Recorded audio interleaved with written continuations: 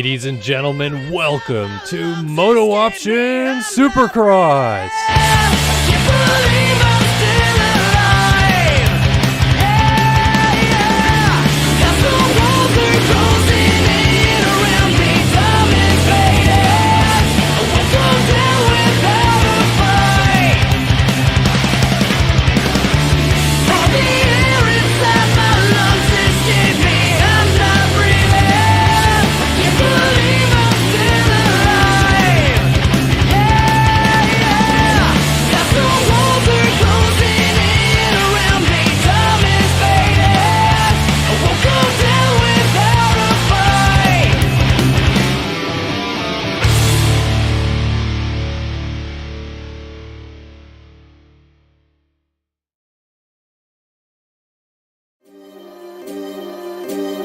From Oswego, New York, riding for Underground RC, number 39, Caleb Hall.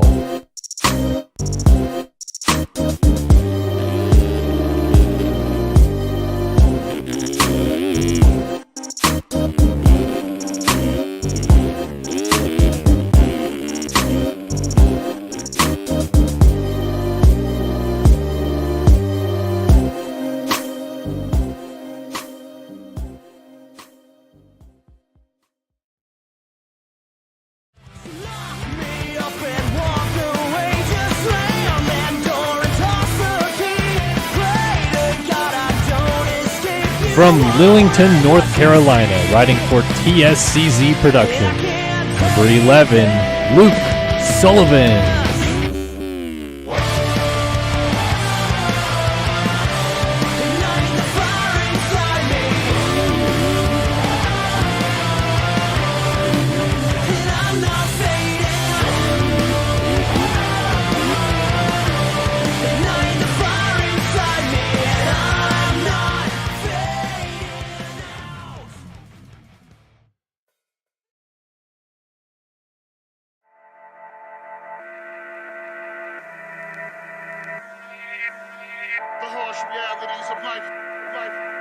From Scottsdale, Arizona, riding for District Designs, 2022 MX Simulator National Champion, number 51, Payson Johnson.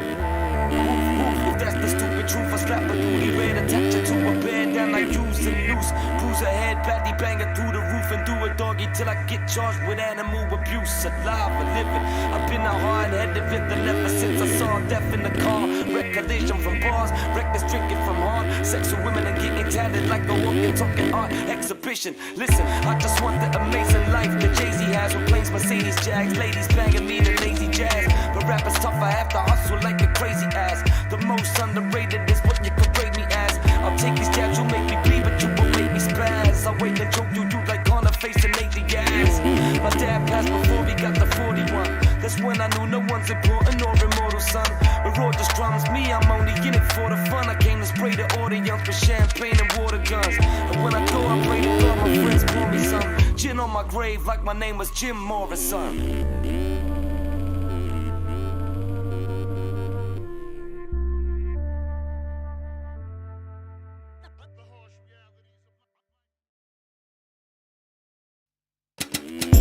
From France, riding for TSCZ Productions, number 22, Nathan Prin.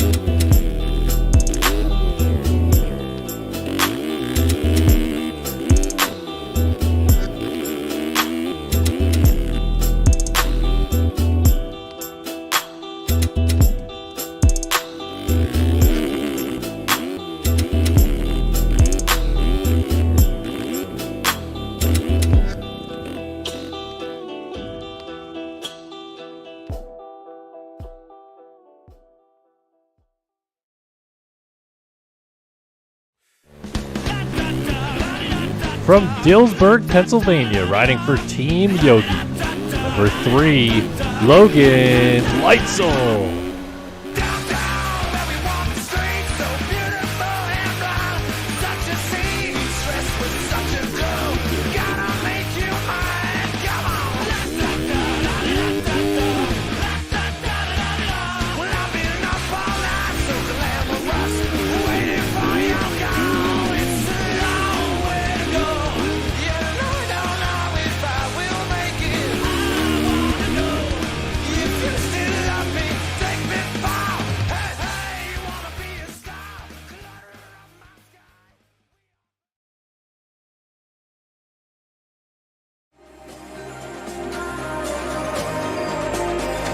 From Watkins Glen, New York, riding for Phil Ski and Snowboard.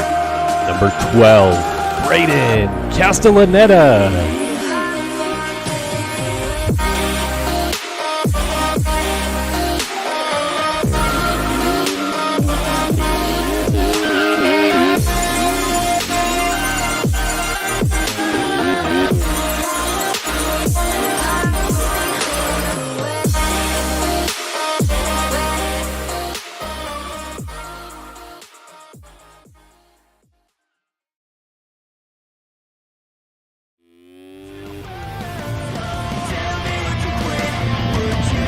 From Mattawan, Michigan, riding for Phil Ski and Snowboard. Number 78, Jacob Hubbard.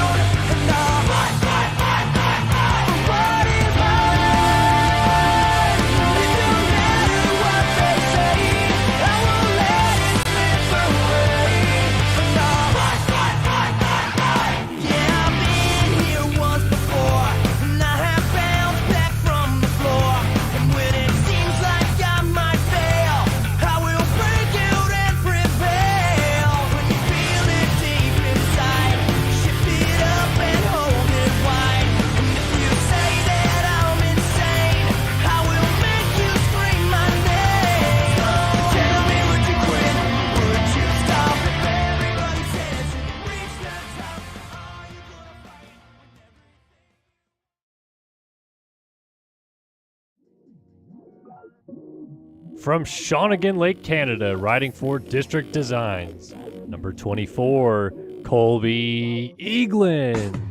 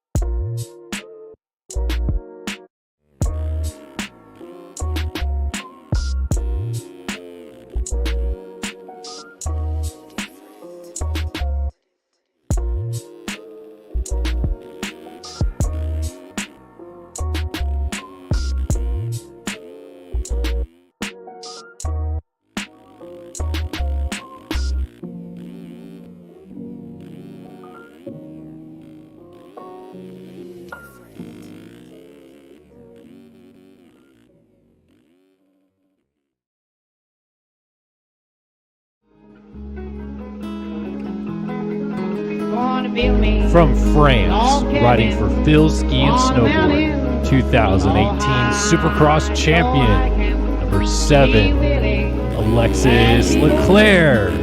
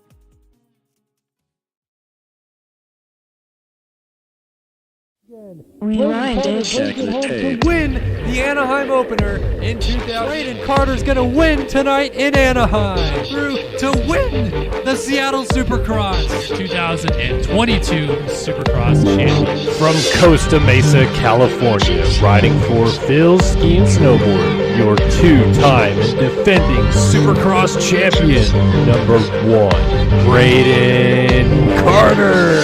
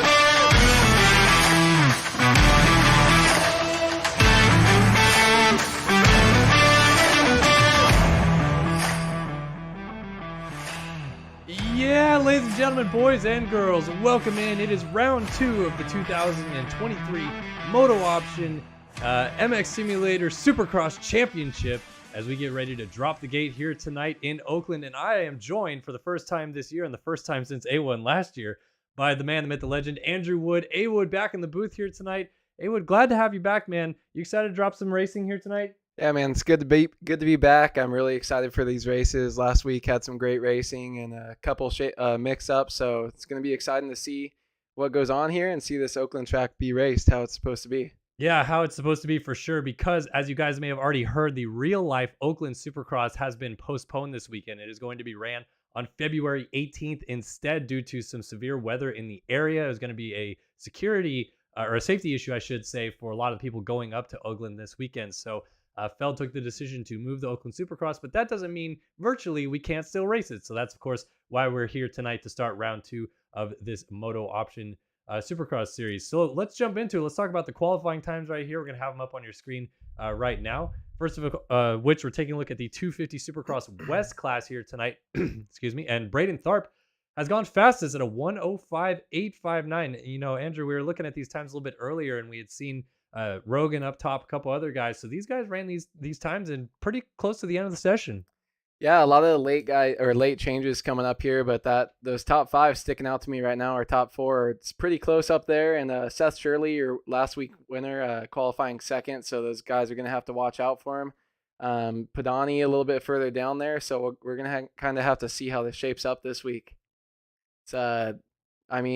It's pretty close, though. The whole top 10 only just over a second, so should be some good racing tonight. These 250 guys, it's more about who can kind of keep it together and, put together 15+1. Yeah, absolutely. Like you said, the times are very close in this 250 class for a track that we have that's over a minute in length. That's pretty rare to see times ending up that close together. Let's jump over to our 450 division and take a look.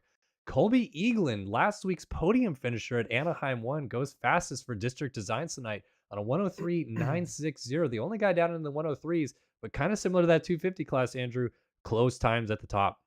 Yeah, top 5 again for sure. I'm surprised to see Braden Carter that far down. He's normally a pretty good hot lapper, but these guys don't have a lot of time, so maybe they're still figuring out the track. But maybe we can see Colby Eagland kind of turn around. Leclerc's right up there where he was. Payson definitely wants to be better this week. Same with Prin.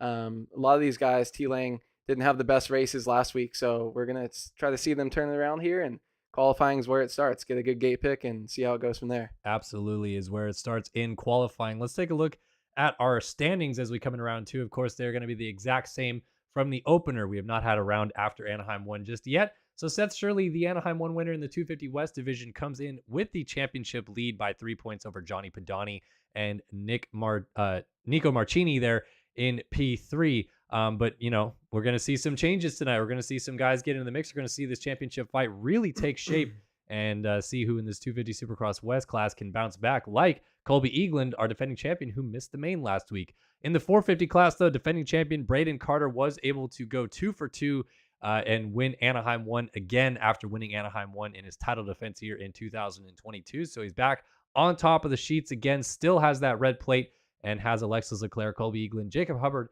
and Braden Castellaneta hot on his heels. This is going to be a great night of racing.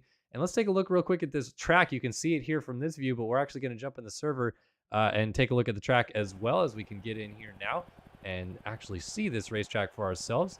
Let me make sure that we haven't. Yeah, we're still good. So I can maybe show you guys a lap around this track and do my very best. Maybe I can focus, and A-Wood could tell us a little bit about this racetrack here tonight. Yes, sir. Looks like we're going to spin out there. Double, triple, double right here through the first section, depending on what the guys can do. Looks like a big triple in. You're going to land down that 5-footer, probably triple down the next 5-footer. So those ones going to have some good timing there. Have to have some good timing there to downside both those big 5-footers and keep going down the rhythm. Let's see what we got here. Only another triple, maybe tripling around the corner. I for sure think we actually will see some sort of combination of jumping around these corners from these guys. And do a nice little double and do a Supercross triple here. Back-to-back big jumps, almost like last week. Supercross triple, right-hand 180 into a little steep double, little speed check. Gonna turn left here and have a long loop section.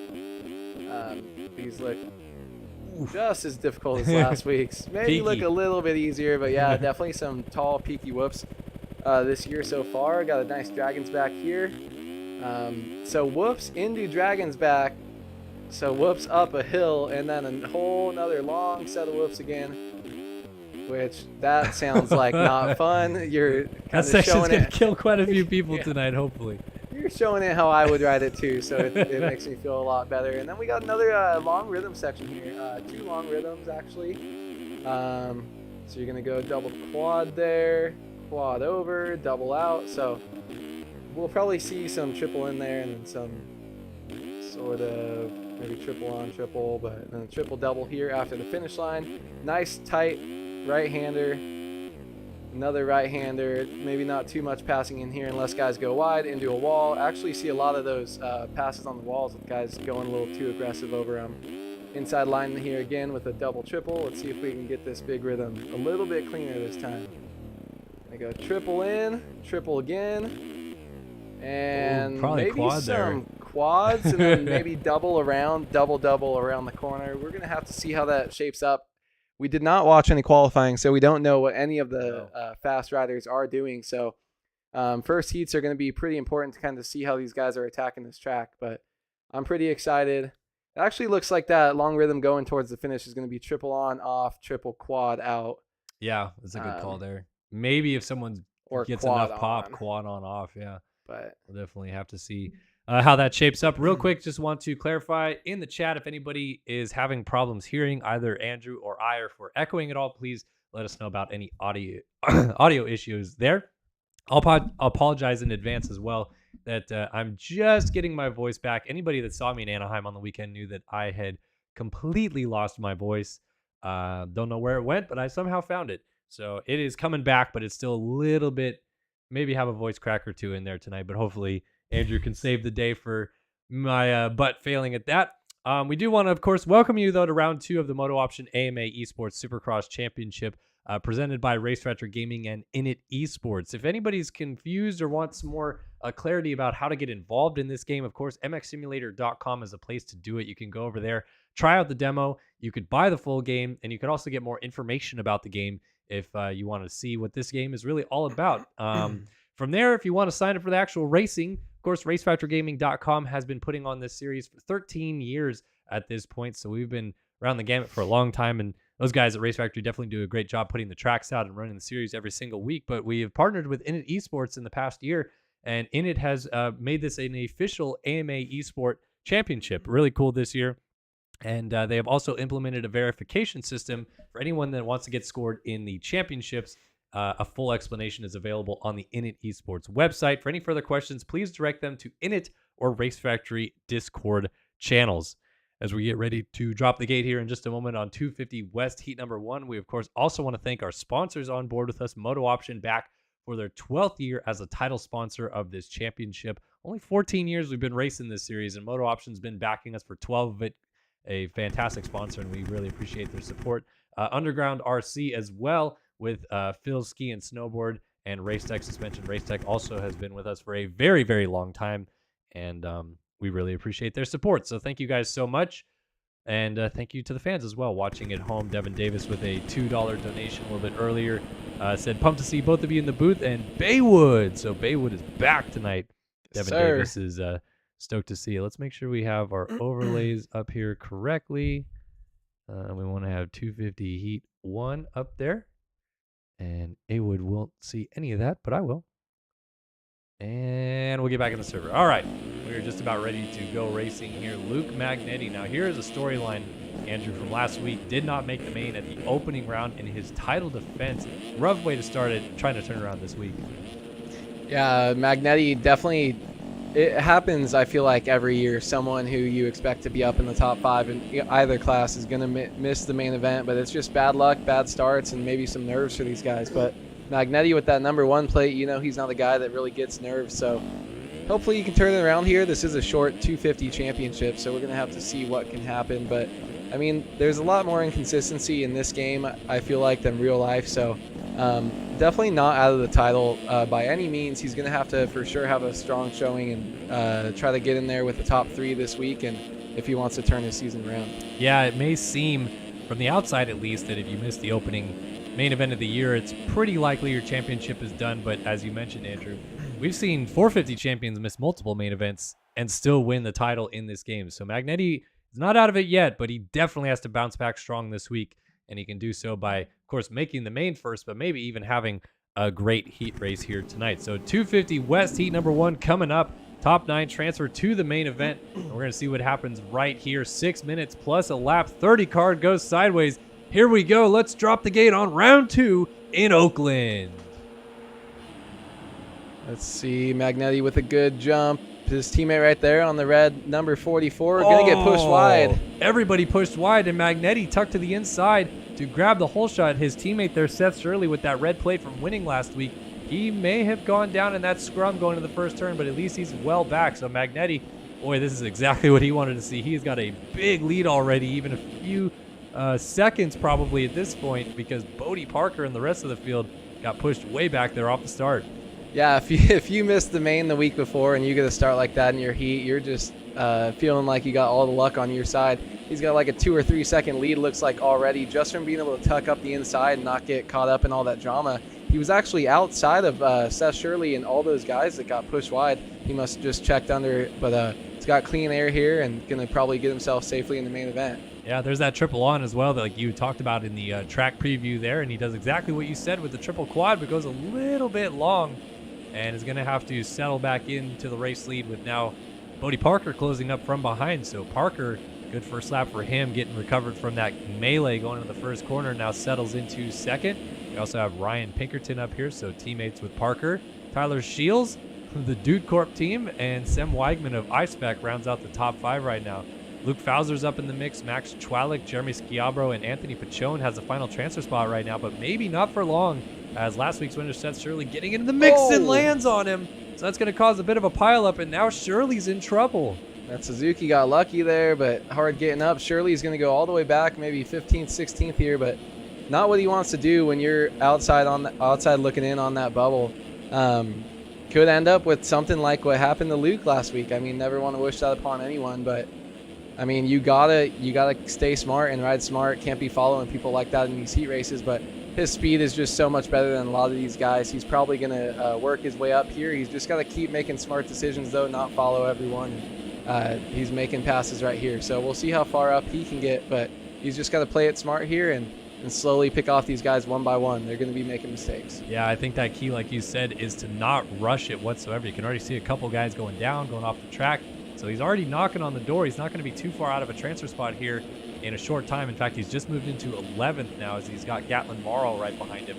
But surely, pressure cooker is on. Teammate Luke Magnetti missing the first round of the year, the first main event of the season, and now Shirley has to try to fight back and get back into the main event here. In the heat race, he almost got back into the 70, who he hit a lap ago here through this first rhythm section. Now trying to shoot down the inside, maybe get into 9th. He's going to have to get around, looks like Gatlin Morrow, to get back there, as he's in 10th, but he's off the side of the track and down right into your living room comes the face of that jump. And Shirley is off the bike again. Yeah, Shirley I got to be getting upset and a lot of nerves when you do have an early crash like that and you are on the outside looking in. You want to make as many moves as you can quick, especially when your speed is a little bit different, but his timing just seems to be off. A lot of times we saw Luke, his teammate, do that out in the lead early on, almost give that up, but he's just got to like pull it together and start working on his timing some more. If you have the speed and you have the consistency, look at that. He just passes 5 people at the end of the whoops. Goes to 10th after being in 15th, and now he's 4.5 seconds down of a transfer spot, but he's hopping through the whoops as well. Man, these whoops look like they are going to be treacherous tonight in Oakland. Yeah, he's definitely making some issues all over the place, but now he's got some clean track. He's got a long way to go to 9th, but I'm sure he can definitely let this clean track calm his nerves down a little bit and start working his way back up. But there's some big gaps going on up front. That's a rider down. I believe that is going to put him, it is actually going to put him into 8th. So Shirley is back into a transfer spot now with just 2 minutes left in this heat race. We'll have to check in a little bit later and see if he's been able to hang on to that position as we sneak back out front. See Magnetti as pretty much just putting in the work out front, just doing his laps. Got a 3-second advantage now on Luke Fauser. And actually, we got a little bit of a battle kind of brewing for second. Pinkerton there behind Fauser, but a good run for all these guys to be well and out of the danger zone and not battling for that final transfer spot. Yeah, Pinkerton right there in third. He's definitely made big gains with his speed the last 2 years. He started off, he hasn't been playing this game that long. Started off, he could be really consistent, but just never really had the speed. But over time, you end up gaining that and start learning some things. So he's actually started to see himself over the last year or so kind of work his way up in the standings a little bit and kind of put some good rides together. So he's got the speed, but we'll see what he does here. He's safely in third, and there's a huge gap all the way back to ninth. So these guys up here in the top 5 are going to have to do something really big to kind of take themselves out of the main event here. So Pinkerton might just follow Fowler around here and just stay smooth for the rest of this heat race. Yeah, I believe even back here to, there's a rider down on a Kawasaki. It may have been, it was Sam Weigman. I think he went down before the finish line jump, battling for 4th place there, and he still was able to get up in 6th. So as you were mentioning there, huge gap back to the final transfer spot. It really does seem like that melee group that crashed in the first corner has all stayed together and let this whole group at the front kind of get away. So while they're battling with each other, Weigman's got some clean air to deal with. Tyler Shields, he's trying to close up on Bodie Parker, but they're both comfortably in transfer. Actually, Pinkerton just went down in the whoops, so another one bites the dust there in the whoops. But just as we mentioned, he's going to get up no problem. Still in P5. And our leader was down. Magnetti off the outside of the track there, so he must have gone down in the whoops as well as he pushes it to the outside. And now he is going to fall back to 4th by the looks of it as our new leader, Luke Fowler, takes over. Good to see real-life ripper Luke Fowler riding for the Orange Brigade KTM program in real life. Now ripping here in MX Simulator, trying to win a heat race here tonight. Yeah, Fowler was having all that pressure applied by Pinkerton, and the leader and the guy behind him both went down. So he just kind of slid himself right up to into a first place here and see if he can hang on. We're on the 6th lap, so it looks like these guys are going to be getting the white flag next time around. But just kind of, that just shows you what riding smooth means out in these heat races. You don't really have to worry about it. Another big thing to note is 9th place is 27 seconds back, but then if you see 10th, 11th, 12th, they're all right there. So Squidbro on the outside looking in, Stephen Benal, Daniel Olson. These guys, if you're 8th, 9th place right now and you go down, you're going to be losing a lot of spots and not be making this main event straight through the heat. Yeah, Hayden Stevenson does occupy that final transfer spot right now. He is not too far behind Max Chwalik. So Chwalik in P8 for the Phil's machine right there. He's trying to hold on as well. But Jeremy Schiabro, he is pushing up on this District Designs number 152. Man, these 250 guys. It seems almost like these whoops are causing some problems that we've seen even with real life guys, where if you can't kind of clip that perfect top zone every single time, you lose momentum really, really fast. And as soon as that front tire starts dipping down, it is a long trip down off the machine and into the ground. So we're seeing these 250 guys maybe run out of gearing a little bit, maybe not be able to push all the way through those whoops, and it's really negatively impacting a couple guys so far, but we'll see if that trend continues into these main events. Yeah, Schiabro actually missed the main event last week too. I just had to double check that. And he's definitely someone who's been around a long, long time and feels like he should be in. Looks like got a 3-digit here, so maybe took some time off of racing and playing the game a little bit. But, or is he 62 or is that? No, he's 152. But oh yeah, wanted to sneak back out front because we have a little bit of a battle brewing for the win on the last lap. Fowler had allowed Parker to close up onto him, but how about this? Luke Fowler, Heat 1 winner here in Oakland. Big celebration whip there. Parker right behind him. Magnetti filling in third. Weigman followed closely by Seth Shirley, last week's winner. And a little bit of gap. We'll see all these guys are going to probably keep it in as Shields comes across in 6th. We've got Vanderbeek coming across in 7th, 8th, and 9th. Oh, someone coming across the track sideways in the background. Got to be careful. Lapper and then Pinkerton right there going to be, no, that's 8th. And then Stevenson gets the last spot. He was able to hold on to it throughout that whole last lap and a half. So good job to those guys. Got Chwalik on the outside looking in. Olson, Squidbro, Steve Benal, Jeremy Estrella, J.R. Reyes, Tyler Smith, Anthony Pachon, Gatlin Morrow. Ooh, actually, you know what I just realized that I'm going to go test out for myself? I think the Race Factor Gaming track crew put in a cheeky little wall jump over this finish line. So in an effort, it seems, to keep people from jumping deep into these rollers after the finish line jump, which I don't even know if it would be faster. It's like, there's a wall right there. Invisible wall, yep. If you could go triple quad or quad triple. I suppose, yeah, that's correct. If you jump the finish line, jump down to This jump right here, you could maybe quad into the corner, and that would be pretty darn fast. But I digress. Let's go ahead and make sure cuts didn't affect anything up here. Doesn't appear to have done so, as our winner remains Luke Fowler. Third, fourth, fifth, sixth, seventh, eighth, and ninth are all still the same. Hayden Stevenson goes through out of this one in the final transfer spot.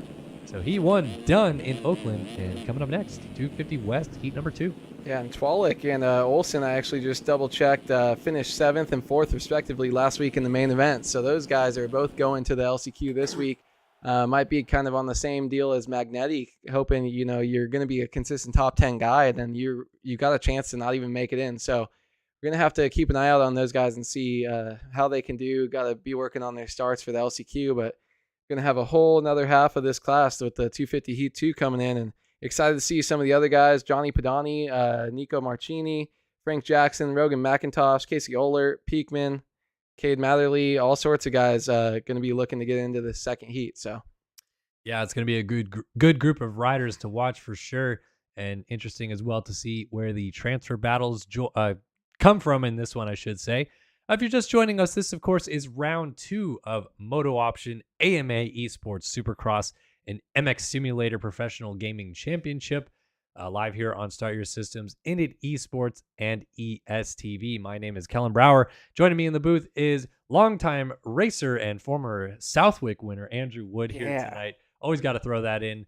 But both of us in the booth actually raced professionally in this game for, I don't know, you're not really done yet, I guess, but I did so for about 6 years. And you're still at it a decade later sometimes. Yeah, sometimes, but no, never really competitive. Probably from 2012 to 2019 pretty consistently, and then just trying to make a race here or there.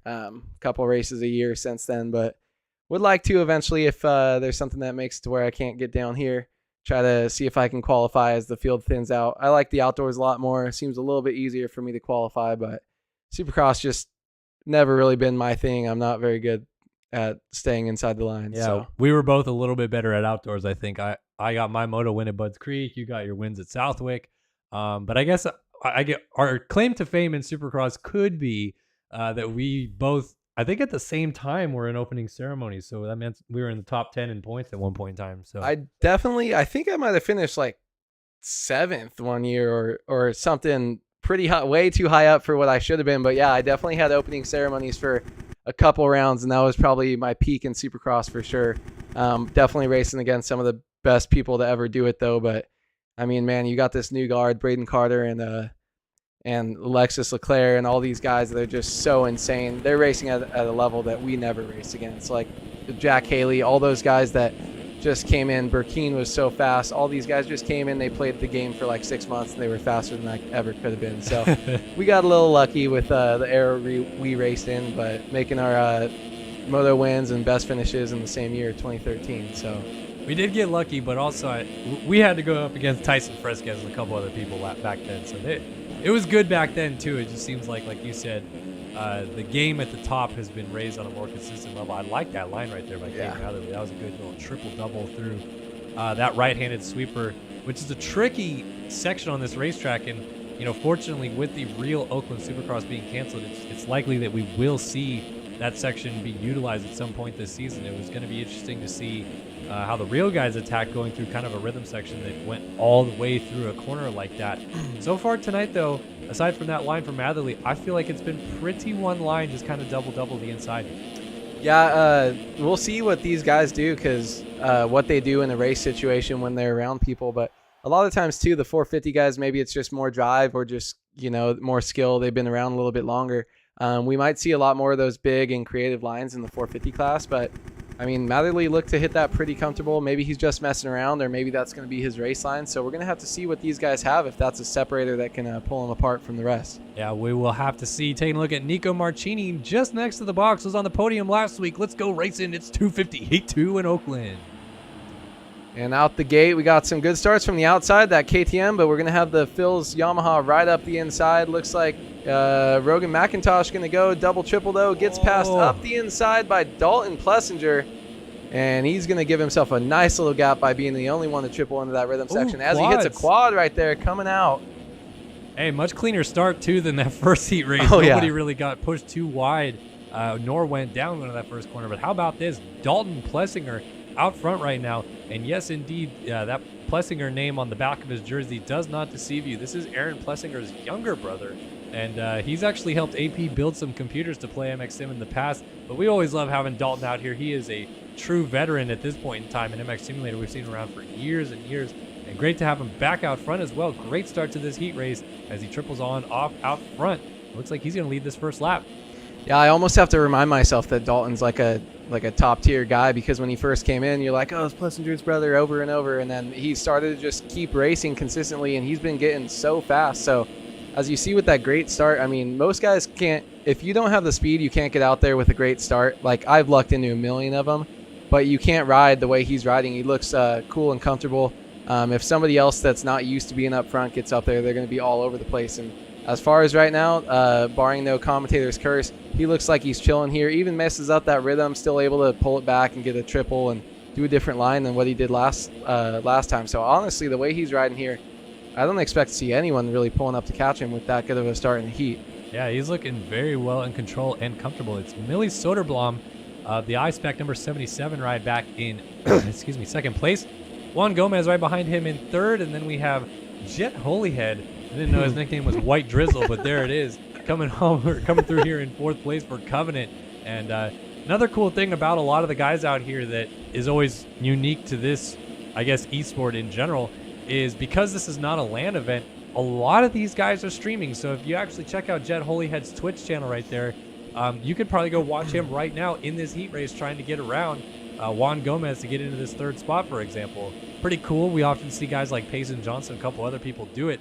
But yeah, you go on board and watch Jet Holyhead as he actually plows over Juan Gomez over the top of that jump.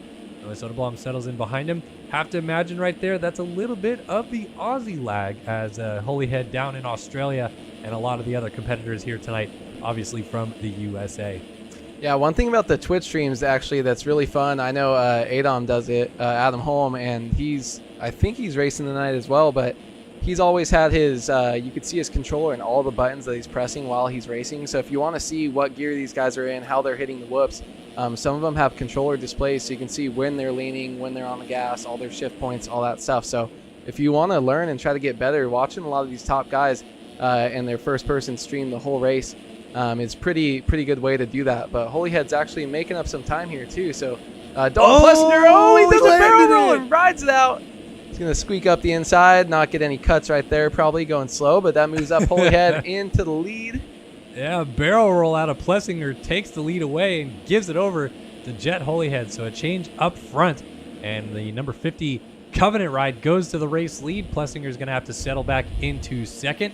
Soderblom still sits third with Gomez in fourth and Irvine rounding out the top five. Let's take a look at these transfer spots. So Marchini, he's going to get past. He's going to go back to seventh right there as Johnny Padani, A-Wood's favorite racer out there, moves up into sixth.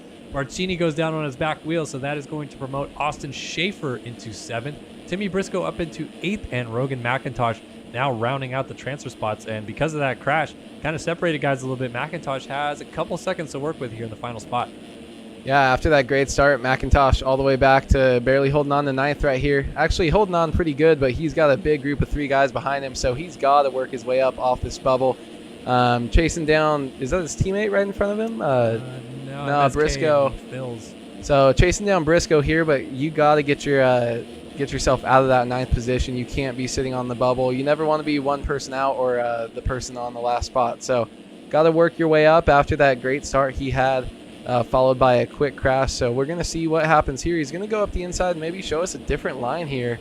Yeah, that did not seem good to right be what you want to do there. But actually losing some time, that's not what you want to do when you're on the bubble spot either. So yeah, he's going to have Marchini trying to close back up here soon.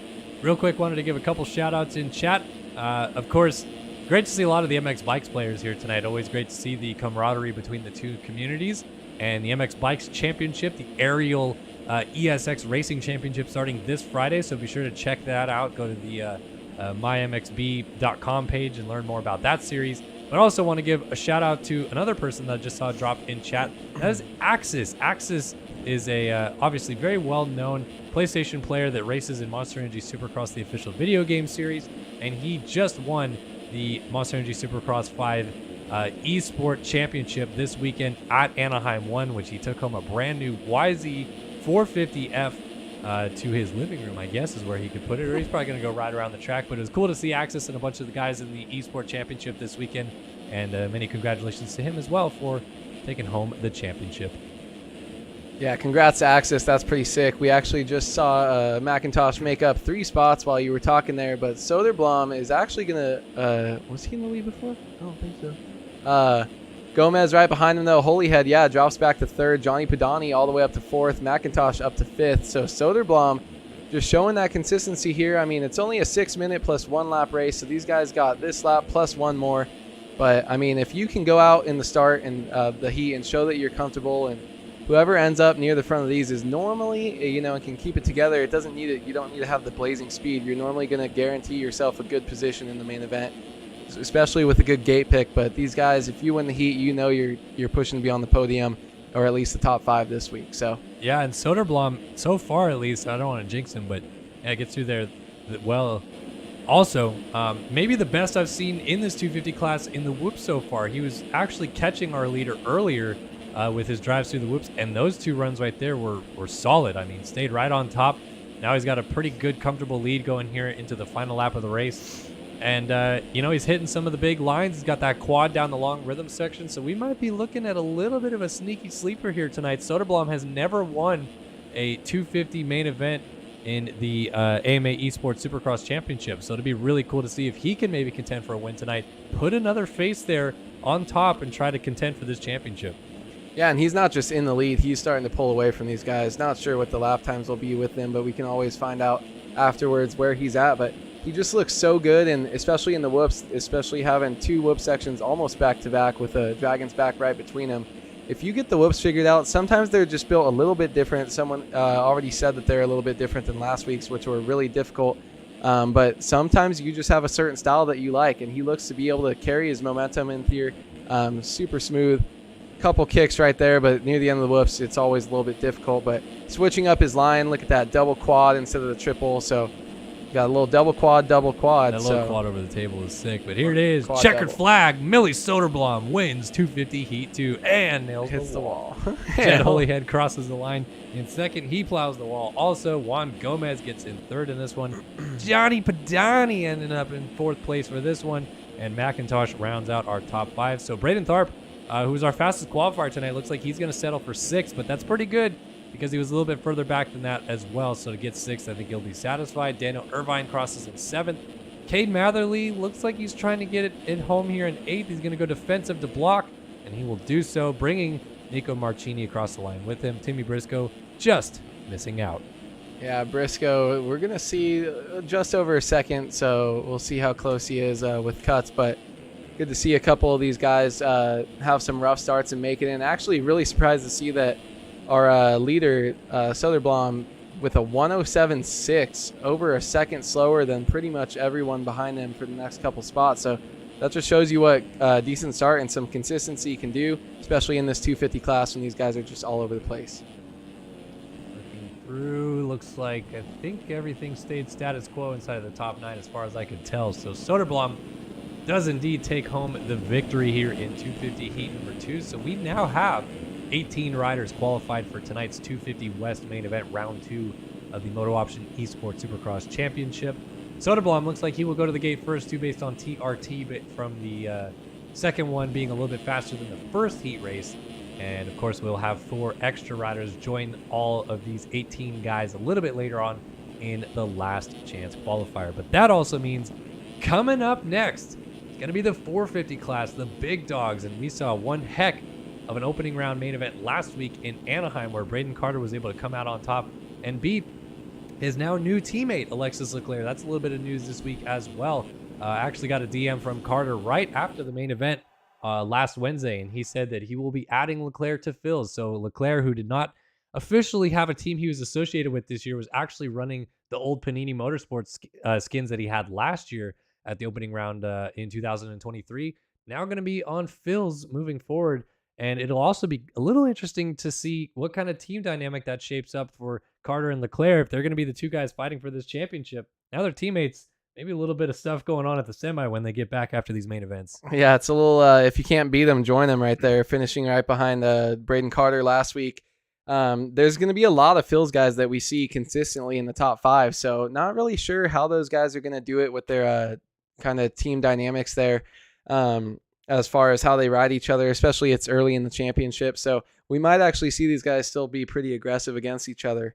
Colby Eaglin, though, was in there at 3rd, so he would be the only one in the top 5 that was not on a Phil's Yamaha last week. So really going to be interesting to see. I'm excited to see who can turn it around this week. We saw Nathan Prin, Payson Johnson, Chase B, T Lang, all these guys that you kind of expect to be consistent top 10 guys outside of it or near the edge of it last week. So going to be really interesting to see how this week shapes up. But man, I'm so excited because these guys are insane to watch. Absolutely. Another quick shout out to a special guest in the chat tonight. I feel like my voice is starting to go a little bit here, so hopefully we hold on for the rest of the night.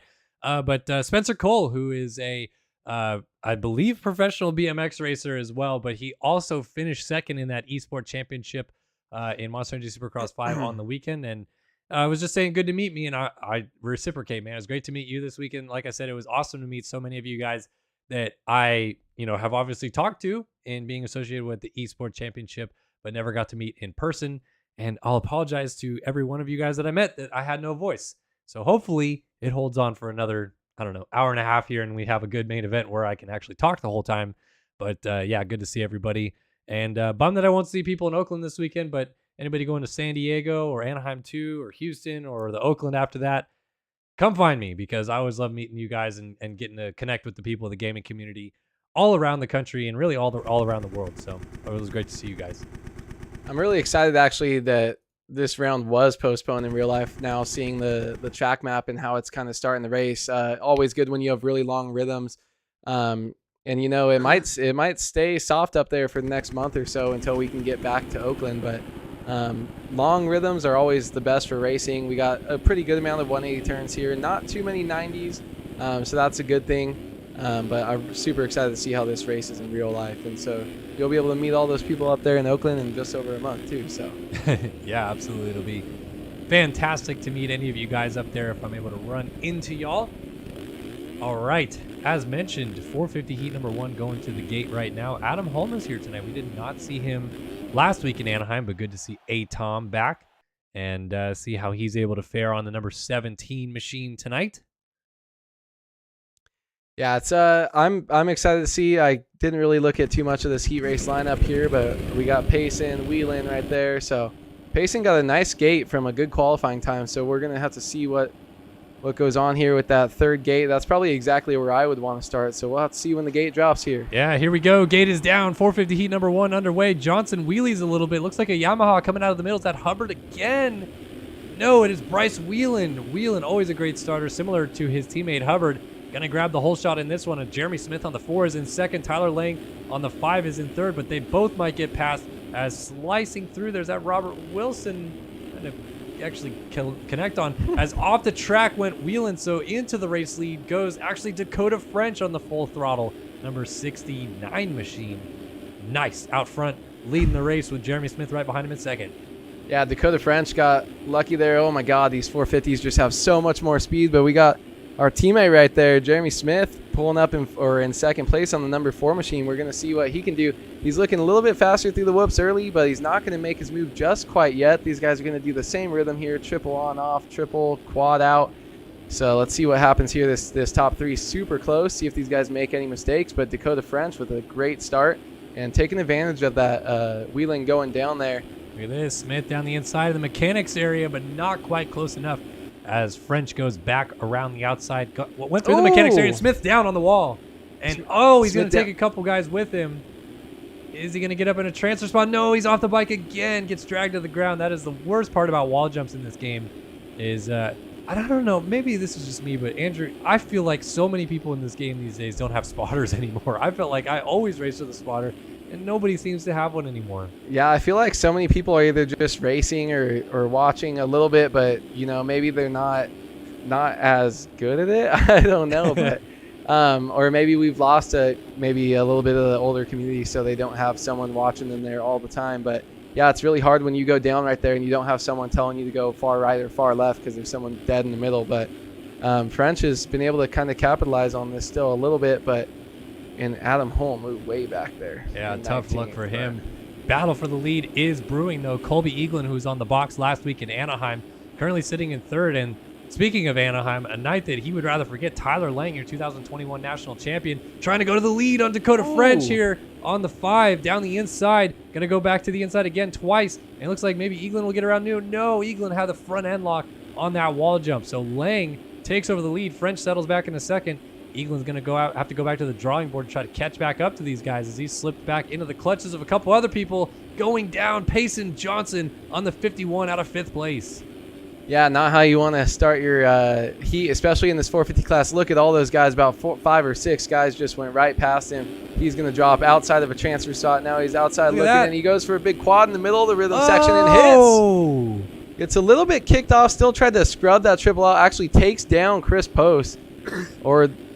Yeah, it's his fault. Takes down Chris Post.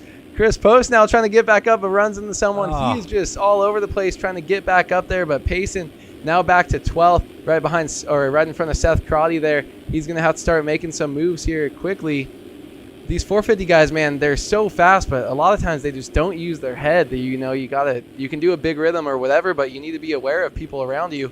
If someone's trying to come up the inside or they got the line, you got to pull back and just wait and use your speed somewhere else. And Payson's still young and he's kind of always been that type of person, but some of these guys just have insane speed, but they need to just slow it down a little bit.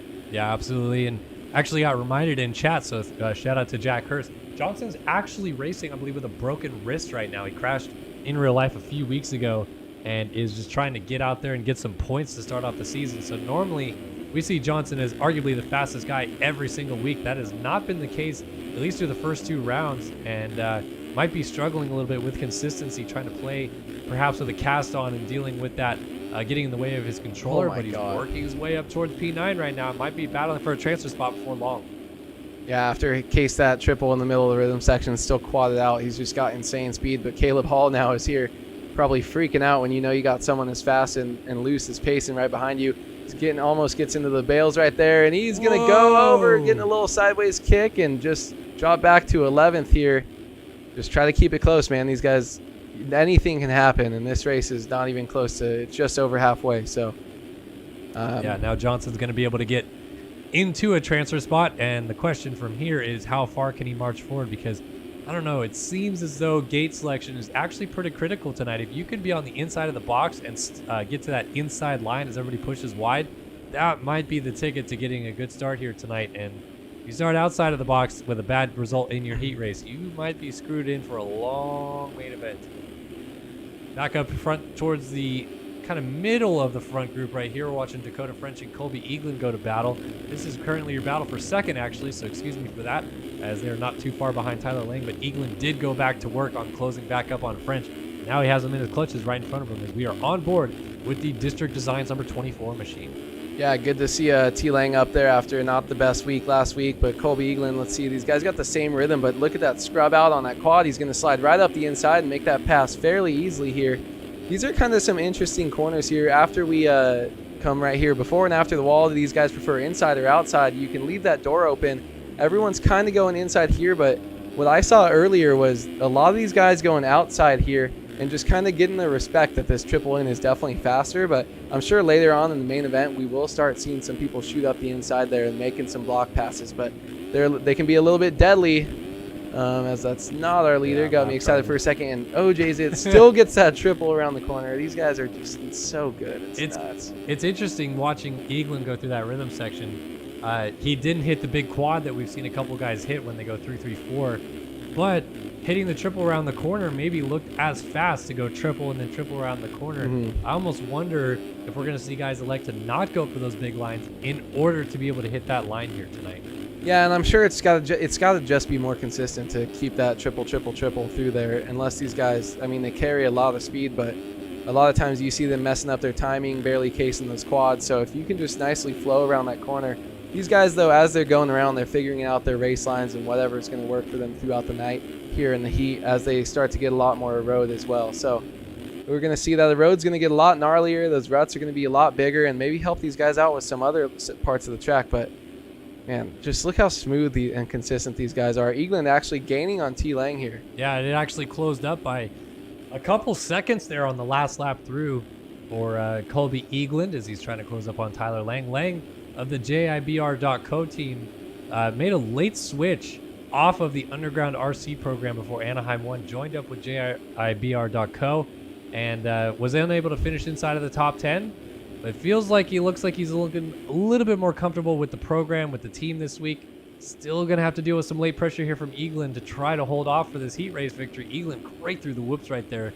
Now who's going to get a better drive down this rhythm section? And will Lang go defensive? It looks like Eagland's got a great drive. Lang doesn't get the quad as cleanly to the inside. Oh, almost contact, and Lang wins the heat race by a nose. 2/10 in it with Eagland crossing the line in second. Yeah, you could tell Eagland had that speed right there, but just not able to make it happen. Bryce Whelan, though, good comeback from where he was.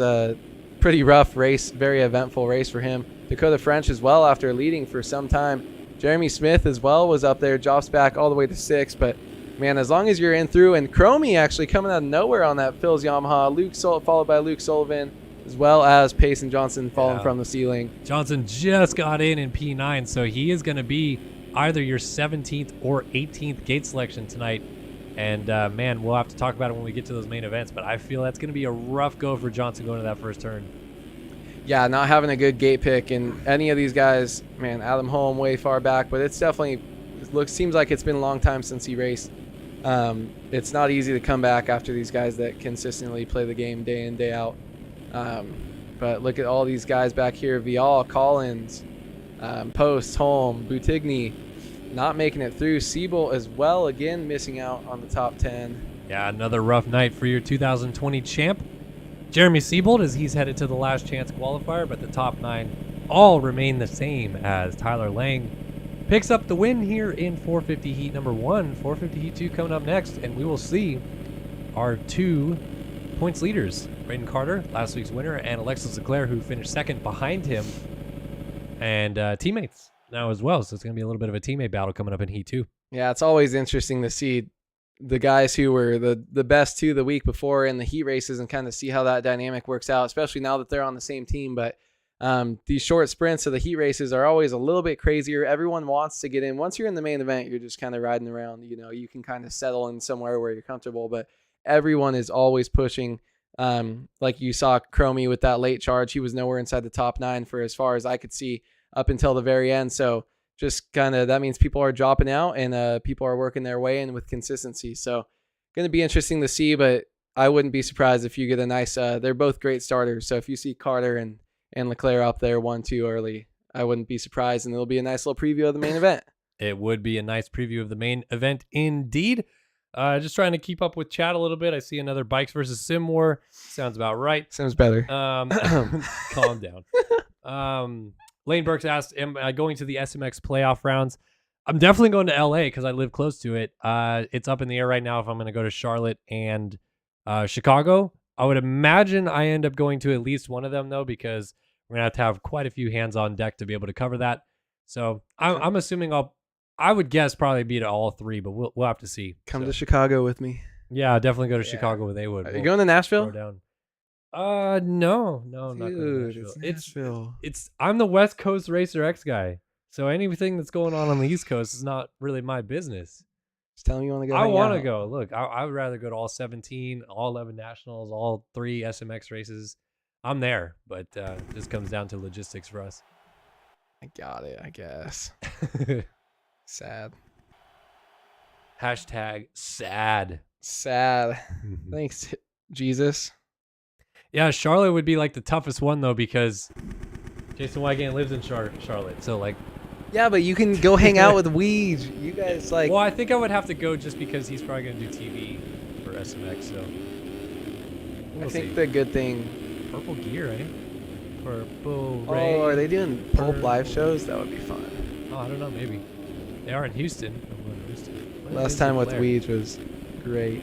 Leclerc. Oh, he's still on his old skins, Leclerc, you sneaky Pete. Wow, dude. Wow, just read the right setup. Come on. shoving it right into Carter's face. Just He showing passes everyone the team how and much still- money he lost.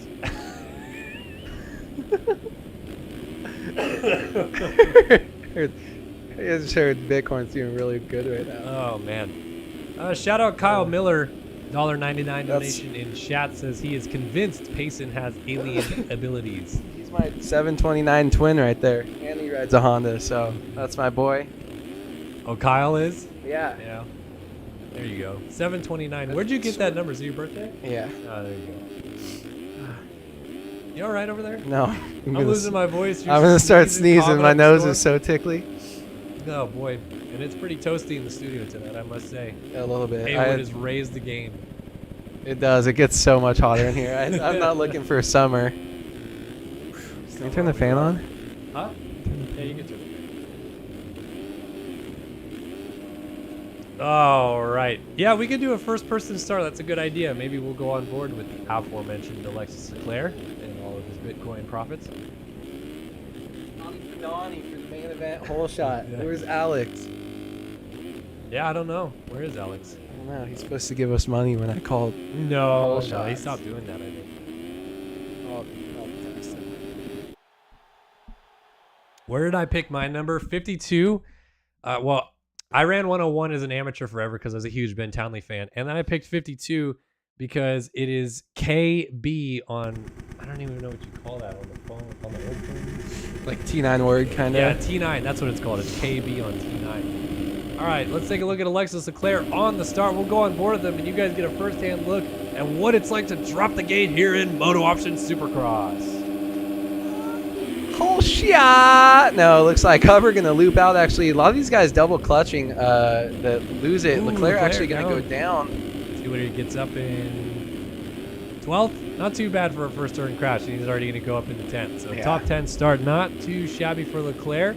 And going to jump in a transfer spot already. So sometimes crashing in the first turn Oh my God. isn't the end of the world, especially when your name is Alexis, middle name redacted Leclerc.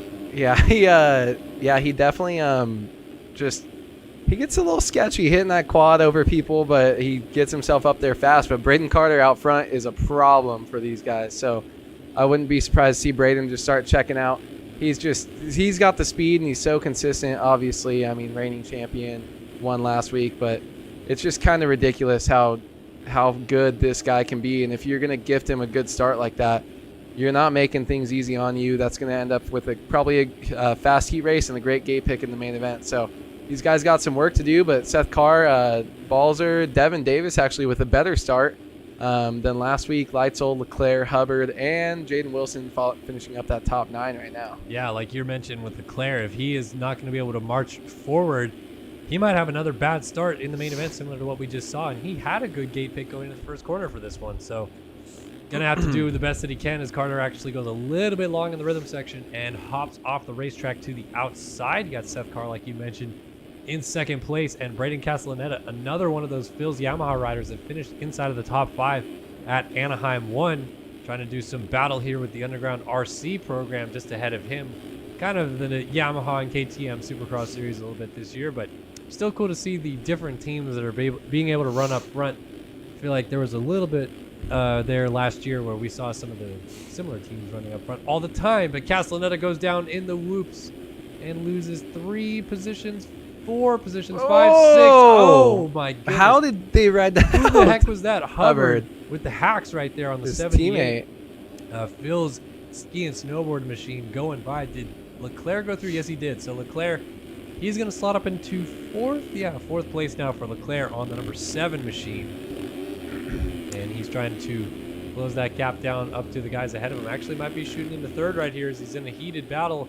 Rasmus Balzer, the Rapid Dane, going to allow the number 7 machine out of France to go on by. Leclerc short on the triple, though. Lose some spots. These guys are messing up the timing on the 450s. It's kind of weird because normally it's a little bit easier, but they're doing that quad out. We saw Braden Carter and Leclerc do it on the first lap, quadding out and then electing not to triple around that corner and pushing it wide. And Leclerc just sending that to flat 2. Devin Davis right behind him. This is a dangerous duo coming up right here. Got to keep our eye on this, but Yeah, Leclerc, it's just these guys are doing some big lines in that rhythm that I don't really like. I really think that triple around the corner in that first section is going to be one of the best. But Leclerc holding on, trying to push forward a little bit. But these guys nice and comfortable inside the top 9. Nice and comfy. That's my word. Castellaneta holding off.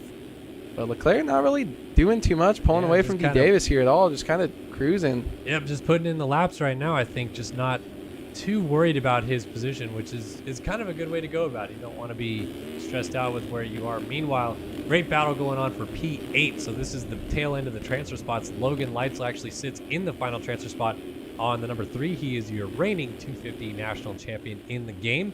He's right behind the number 12, of Braden Castellaneta, who, as we mentioned, was right inside of that top 5 last week at Anaheim. So a guy that definitely wants to go through to the main event. Cooper Hunt for District Designs. Game hopping back and forth a little bit. He was on our SYS Racing MX Bikes team for about half a second this offseason before he decided he was going to go race MX Sim again. So he's back at it here on the District Designs program, trying to make the main event here in the 450 class. Pretty sure we're expecting Hunt to go east this year, though, in the 250 class and be a title contender. So seeing a couple of those east guys moonlighting on a 450 right now, trying to do some damage here while they can and dropping back down in a couple weeks. Yeah, it's definitely a little strategy either way to ride the opposite coast in this game if you can by the points that you score. But it's just nice to get out there, and if you got some jitters as Jaden Wilson goes down, going to drop outside the transfer spot. But these guys can get in and get some race pace on the tracks. You know, they're a little bit different every year, so you're going to kind of just try to get comfortable on the new tracks and just get yourself prepped. Even though you'll be dropping down or going up bikes, these guys just getting in some experience racing around people again after 9 months off. But Alec Horn right here in a lot of trouble right in this huge pack. These guys have got to be shaking in their boots a little bit. Yeah, this is a tight-knit group right here. Horn running in 10th. He's trying to put the pressure Hunt's got to be, Hunt. And there it is. Yeah, went a little bit long on that rhythm section. He's got 5 guys right behind him. Oh, big crash in the background. That's Horn getting together with Chase Blakely. And now Jacob Hubbard, who was another one of those contenders we saw out front last week in Anaheim, he's in a pretty bad spot right here. He's 4 seconds down, and we are getting into the closing stages of this one. We only have about 20 seconds left on the clock before this thing goes real bad for Hubbard. Quick shout out to Kyle Miller in chat, $4.99 donation. Says Andrew and Kellen are the OG players of MX Sim who signed the Declaration of Independence for this game when it was released. And that is absolutely right, because this game was released in 1776, as you can tell by so many people who have only ever played Monster Energy Supercross, the official video game, in the chat that have swung by here tonight and have just done nothing but crap on the game without ever playing it.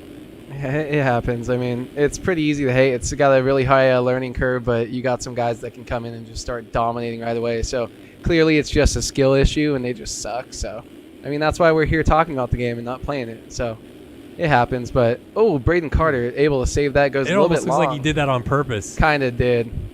These guys just have such good bike control in this game. You know, you see it in every game, whether they're the top guy in bikes, top guy, even watching the Mad Skills videos I watch, those guys are ridiculous. But you just, after a while, have so much control and know exactly what your bike is going to do at all times, especially in Supercross. These guys, if they're going long or messing up their timing a little bit, they're able to save it. You'll see that a lot with these 450 guys in the whoops, and some of the guys you can see get out of shape there, casing it, but going to end up perfectly finishing that rhythm. Braden, come on, dude. I'm talking about how good your timing is. He just cases everything. Yeah, but, I mean, he's the best in the game right now, and it's kind of he's got, not that he's got no competition, but you can't really deny that he's been the best the last 2 years at Supercross, and he just makes it work. So it's not looking good for these guys. Seth Carr keeping a lot closer than I thought, but I'm more interested to see these guys that were kind of on the bubble or having good or bad races last weekend. Devin Davis looking a lot better on this track. Castellaneta was up there, you know, so. Checkered flag out, though. Braden Carter wins the heat race on the trot after winning the Anaheim opener last week. So now he has set himself up well to try to repeat tonight in Oakland. Seth Carr, as you mentioned, crossed the line in second. Had Leclerc breathing down his neck over the line. Might actually come down to cuts depending on how close that was at the flag. Rasmus Balzer takes it home 4th place in this one. He's going to the main event along with Devin Davis. Davis will be happy to be in the main event this week in Oakland, and he half flips it over the line. Ethan Gerst ends up P6 with Braden Castellaneta getting away from that battle for the final transfer spot to bring it home in 7th. Logan Leitzel looks like he is going to be comfortably through in 8th, and Hubbard Survives. ticket as well, does survive. That was a close call for the 78, but he's going through as well, as a lot of those heavy hitters end up on those outside gates as we go to the main event. Parks, Horn, Jaden Wilson, Cooper Hunt, Chase Blakely, Brandon Nygren, Austin Bear, Logan Heavey, Connor Holiak, Caden Speck, Blake O'Brien, all headed to the last chance qualifier. Man, getting 9th place in your heat race after being 4th in the main last week is definitely not something you want to do. But look at these lap times. Braden Carter and Alexis Leclerc a step above the rest. So that just shows you know, how fast these guys are. And it's going to come down the starts, though. You know, Leclerc got a really bad jump in that heat race and just kind of wasn't able to keep it safe. These starts are a mess if you're kind of not in that top 3 group. You never really know what's going to happen. So if Carter can keep that consistency, get another hole shot, these guys are in for a problem. But I'm excited to go on to the 2 best races of the night, always. And this is where it might start to get loud. Yep, that is absolutely correct, Andrew. It is time, ladies and gentlemen, boys and girls, for the last chance qualifiers. There are only 4 spots left available in both the 250 and 450 class main events tonight here in Oakland. And if you've ever seen guys try to kill each other in a video game, get ready for it, because this is not CSGO, ladies and gentlemen. This is only MX Simulator, and people will literally destroy you over a berm for less than a cookie. So we'll see who can take home those 4 transfer spots here tonight and make up that 22 rider field in the main events at Oakland. It's all going to start off with that 250 LCQ, which does not include Luke Magnetti tonight. He was able to make it through. Yeah, Luke Magnetti's spared himself today, but a lot of other 250 guys that expect to be in the main event every week, you know, it's kind of hard at the beginning of the season. You never really know how fast anyone is unless you've been racing with them or, you know, practicing with them. But it's, you know, it's still maybe shaking off some nerves. So we'll see who's going to kind of earn their spot if they missed it last week, or, you know, maybe see some new faces. But yeah, I love how crazy these races get, and we definitely sound like we're getting a little jaded on these. But I think we're just not scared to tell it how it is, because these LCQs are death. So especially the starts always in MXM, but the LCQ start first couple turns is a mess, and last turn is always one of the most exciting. So hopefully we see some close racing here tonight. Live update from the chat. Rotomoto will give you a cookie and still put you over the berm. So Ooh. He is taking no prisoners here tonight, as will about 18 other people in this LCQ, because they will do almost anything to make the main event tonight in Oakland. Not a lot of prizing is up for grabs in this series, I promise you. Definitely not so for the guys that finish in 20th or 21st or 22nd in the main event, but they want to make the main events. It means a lot to these people to try to make it through. And we'll see who it is that go through in this 250 LCQ coming up. It is going to be a 4-minute plus 1 lap race, I believe, or is it 5 minutes? I always get it wrong. Though. It might be 5 minutes. I think 5 plus 1. 5 minutes plus a lap. Top 4 transfer to the main event, and 18 other guys going home a little bit early tonight, which, hey, look, it's looking like a pretty dry Oakland out there. So I think they're going to be pretty much okay to walk back up that tunnel and make it to their semis without waddling through some water. Yeah, they should be good this week. And I want to double check this lineup. Looks like we're close to getting in here and seeing exactly who's going to be in this race. If an Alta... Okay, well, there's no Altas here. Those are not homologated, but sorry, Shaq. But man, I really like this racetrack. I'm super stoked for a couple weeks. I feel like Dirtworks did not hold back on going on with the easy Supercross tracks early in the season this year, as far as the rhythms and how I've seen stuff being built, even at Anaheim last week. So, yeah, I agree. I'm surprised how tight this track feels, though. It looks rather spread out from above, but then watching it actually be raced, it looks a little bit tighter than I expected. It could be, for some reason we saw a lot of miscalculations from the Dirtworks crew at the A1 track map and what was planned, and having to take out jumps out of the rhythm section. So, you know, maybe they went one too many jumps in the rhythm section again that they're going to have to be pulled out. But either way, there's still going to be long rhythm sections if they're running that whole length of the stadium.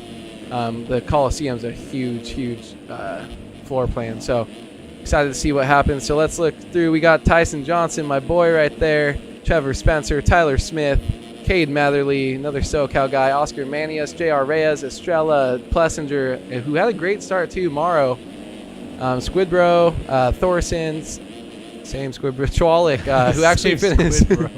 I don't think I've seen that Jordan gear either. Pretty cool. I mean, like I've seen it in real life, but not in the game. Yeah, that is pretty tough. And it's got your number, which is pretty cool, kind of representing. I might steal that, Squidbro.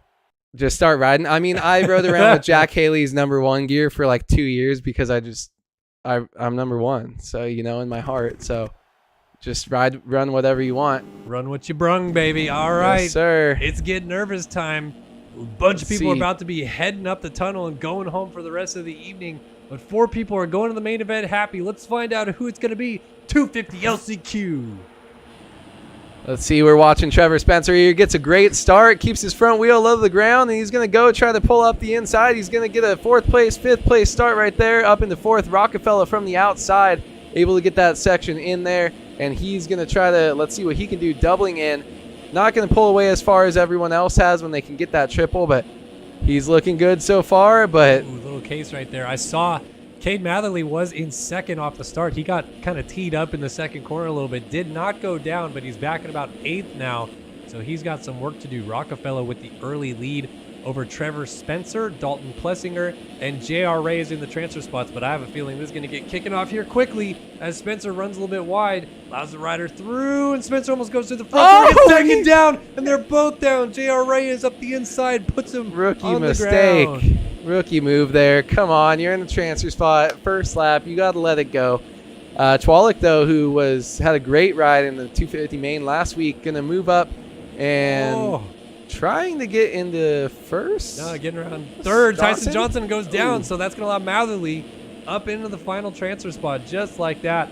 As I said, it wasn't going to be long before we saw things kicking off, and it does so on the 1st lap as Matherly goes from 8th all the way up into a transfer spot before the green flag is officially waved. Yeah, let's see how these guys ride up here if they keep that respect. So we got this top 4 nice, a little bit separated, and then we got that pack of 3 right behind him. So all eyes on Matherly as we're trying to see if he can hold on to it, keep those nerves together, keep those rhythm sections flowing. That turning section doesn't seem to be as much of a problem for most guys as much as I thought it would be. But Matherly here just trying to ride smooth and actually wants to probably get up past Johnson and get some breathing room here. It's never fun to be on the bubble. Same thing with the heat races, but the LCQ, you got to get in or you're going home. Yeah, absolutely. Looks like our 4-rider train out front has opened up just a small gap. It's not too far. Tyson Johnson. Tyson Johnson out of 3rd place is going to allow Jeremy Estrella into the final transfer spot. So speaking of a gap, as Estrella goes down now out of 4th. Who is going to take over this position next? He's down as well. We got a huge gap. Huge gap, and it's going to be Chwalik, I believe, who just went by. Yes, Max Chwalik on the Phil's ride goes up into the 4th and final transfer spot, but he's got Trevor Spencer breathing down his neck. That's crazy. It was those 2 guys, and then there was a huge gap that we saw through the first set of whoops just start cartwheeling together, and those guys would have been so far out of it, but the 2 people that were in between them in a transfer spot both fell as well. So now there's a huge train up back behind these guys again. So Chwalik trying to hold on. Trevor Spencer giving chase here. A little bit of a gap, and then about 6 guys that really want to be in there just pushing as hard as they can. Chwalik with the big quad out at the end of that section. That 250 makes it look huge there. But these guys got a huge gap in front of them, so Chwalik needs to start making up time quick and try to get away as quick as possible. You can see that rut coming out of that corner. Almost caught Max Chwalik out as he came through that U-turn after the Supercross triple. These whoops really starting to affect some of these guys, as well as a little bit of a mistake there from Rockefeller. He almost went down. And then behind Chwalik, Trevor Spencer actually laid it over. Our new leader, by the way, is Cade Matherly. Matherly took it over on this lap at some point in time and has a 3-second advantage over Dalton Plessinger. Rockefeller and Chwalik round out our transfer spots as Trevor Spencer's off the track again. So it looks like it's going to come down to this little breakaway group here and whether or not they can stay on 2 wheels down into the final stages of this LCQ. Yeah, just a whole bunch of Yamahas up here trying to make their way into the main event. Chwalik, though, nice. Finally, he doesn't have some pressure on the back of him right now. These guys just need to start going and training. Looks like we've got about 1 minute plus 1 lap to go. So these guys are going to have maybe 3 laps left. or 2.5. But Chwalik actually going to make a move up into third there. Every little spot is really good for them to get away from that last place position. Chwalik just kind of cruising around here, and these guys look to be settled in the groove and not doing too much. It's just these whoops. He had a problem with those earlier on in the race, and he's going to have to keep an eye on those. Just survive, man. You don't have to go fast. You got a big gap behind you. Yeah, they have about 5 seconds right now back to, well, Trevor Spencer's actually starting to close this thing back down. Looks like the 58 machine might be on the move a little bit, down to just 2.9 seconds. And the next person in front of him would be Aaron Rockefeller on the number 93. So Chwalik kind of sneaking away from Rockefeller as Trevor Spencer closes up. We may still yet have a little battle brewing here for the final transfer spot.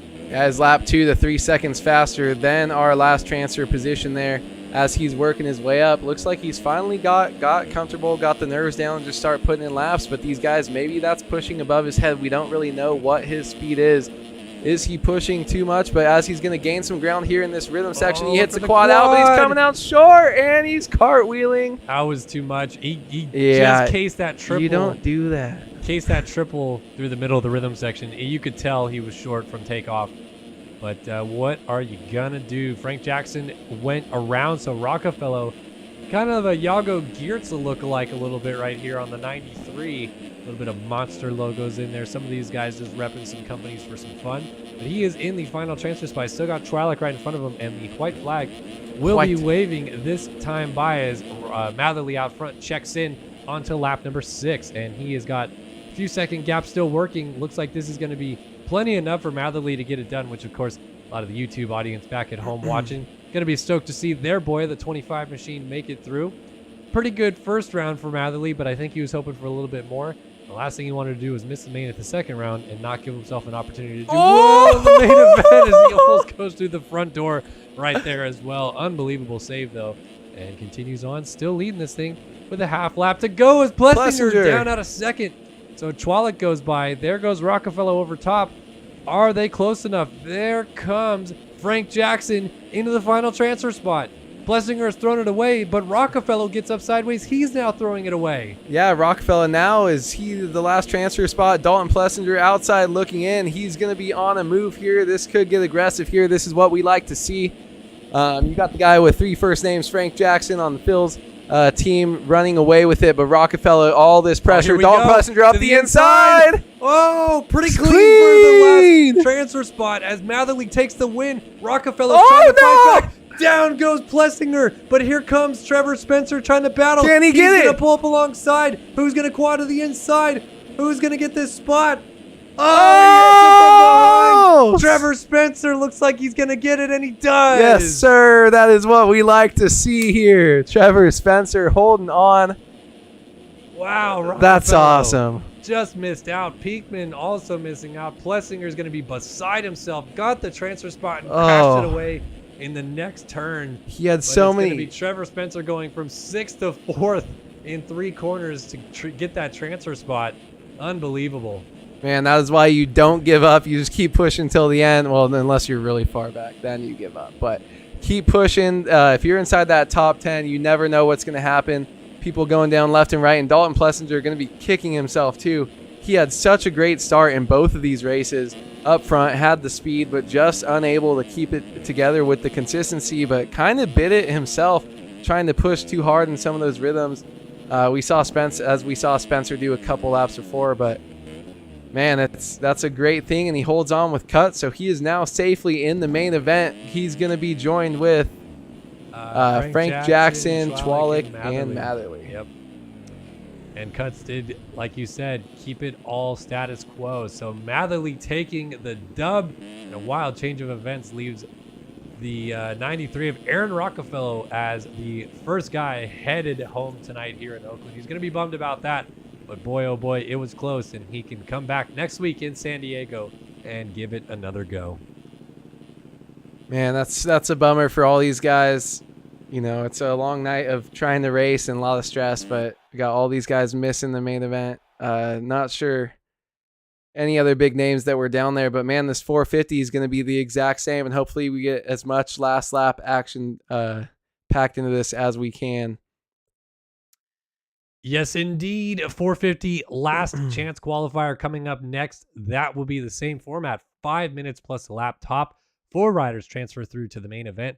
So at this point in time, we have a full field of 250 main event riders set to go here in Oakland. We'll see them starting here in just a moment, and then the 450 class will go just after that. But as you have mentioned many times, Awood, we might have the best race of the night coming up right here in this 450 LCQ.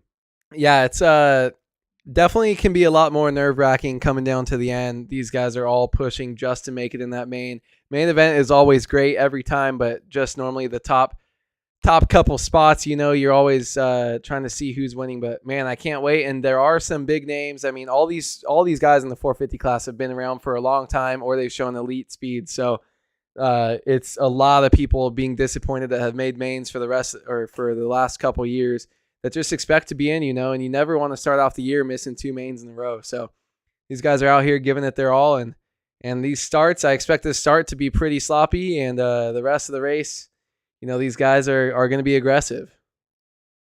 Absolutely. All righty. Great to see all the support again here tonight. Thank you so much, everybody that's tuned into the chat tonight. We have over 600 people watching live, and couldn't do it without the support of all you guys that tune in every week and watch these races. Round 2 of the MotoOption AMA Esports Supercross Championship is presented, of course, by MotoOption, Underground RC, Phil Ski and Snowboard, and Race Tech Suspension. If you are looking for more information about this series, visit initesports.gg or sign up to race at racefactorygaming.com. You can also check out the game that we are playing, MX Simulator, released in 2008. You can visit mxsimulator.com for more information there, as well as racing and competing in other series, all done through mxsimulator.com. All right, 450 LCQ loaded in and ready to go. And Jeremy Seabolt might be our biggest headliner in this one, but he has not had a great start to his season, and it's going to be a rough go if he can't make this main event again. Yeah, he didn't make it last week, and he's going to be super disappointed if he doesn't make it again. And, man, just clicking through these names already. Higney, Chase B right there, Hewen, Finn Collins, Adam Holm. You got past champions. You got past race winners.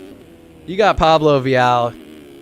That setup is pretty sick. That is pretty sick. But you got all these guys just should be making mains. You got some newer guys, Chris Post, all these guys that maybe haven't been around for a long time. And then you got guys who've been racing for 10 plus years, trying to make these main events. And everyone thinks they're either the new guard, or the old vet that still got it. But we're going to have to see if they keep missing some mains the way they've been doing.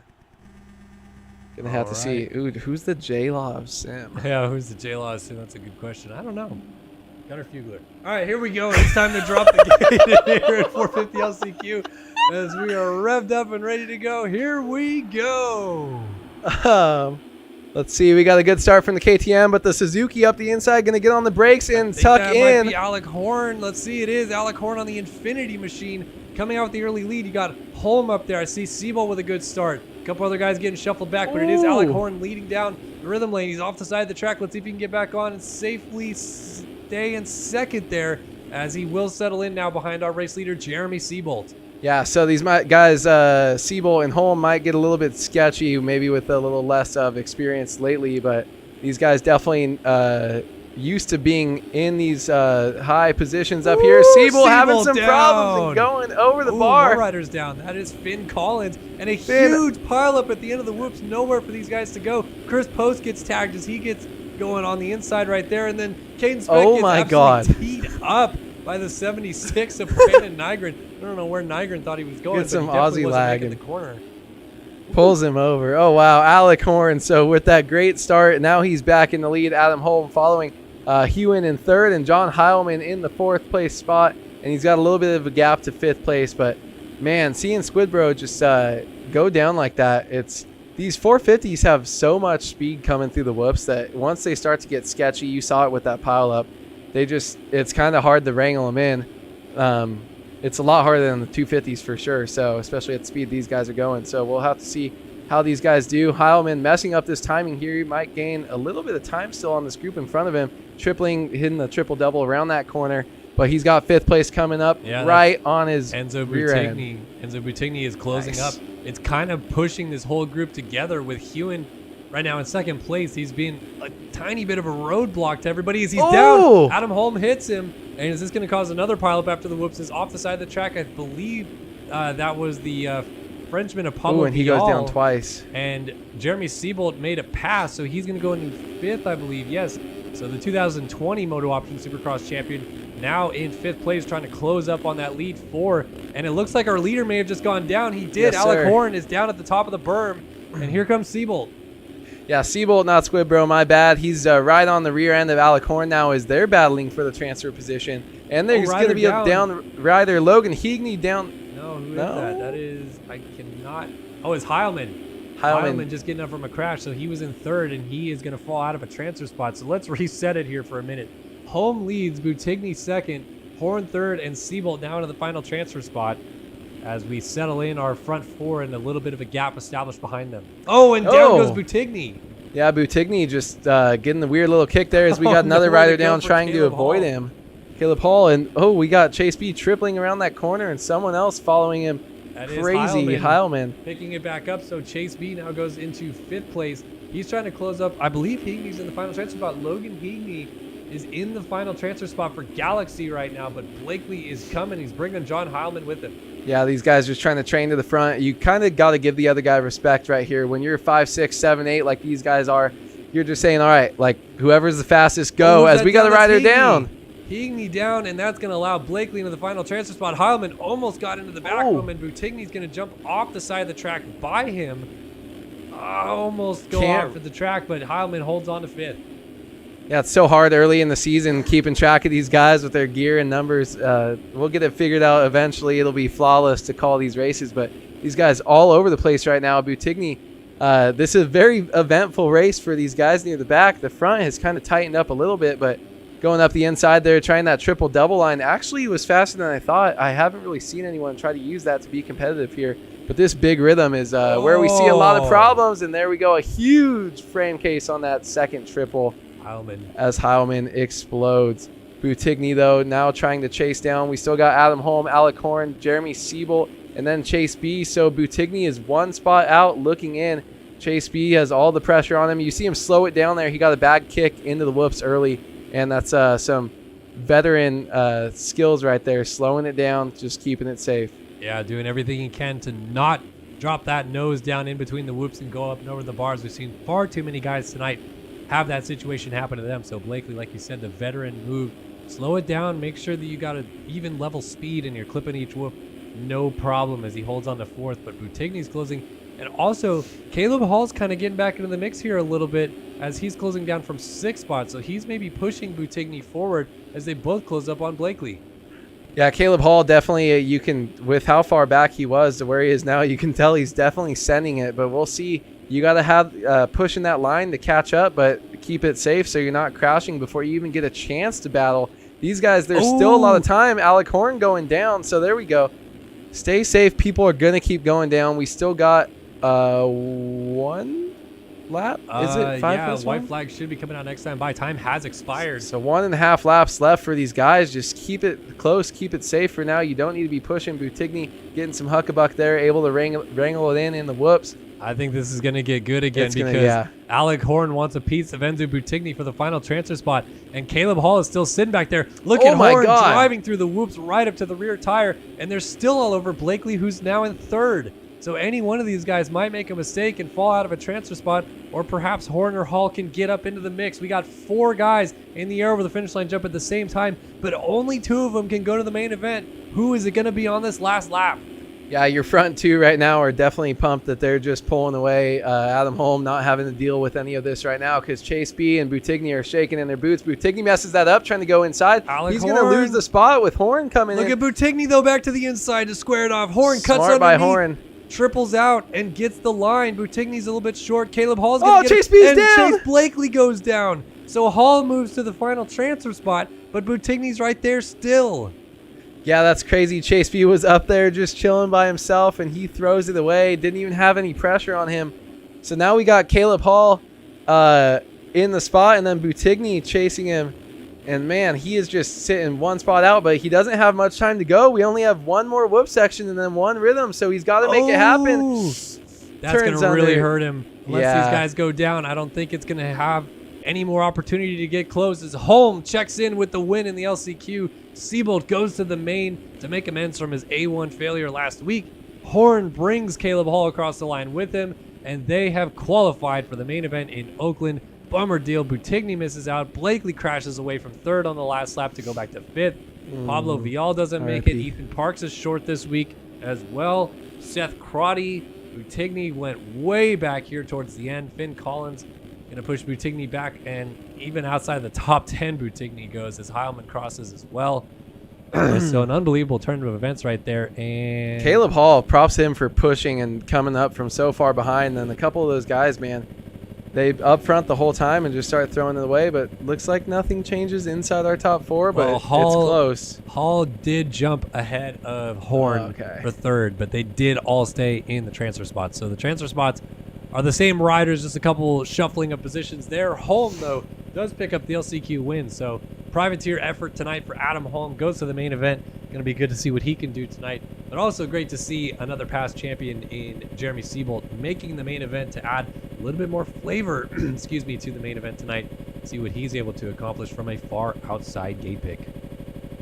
Yeah, it's going to be definitely, he's got a lot of experience, him and Holm. But, man, we got the 250 field is now set.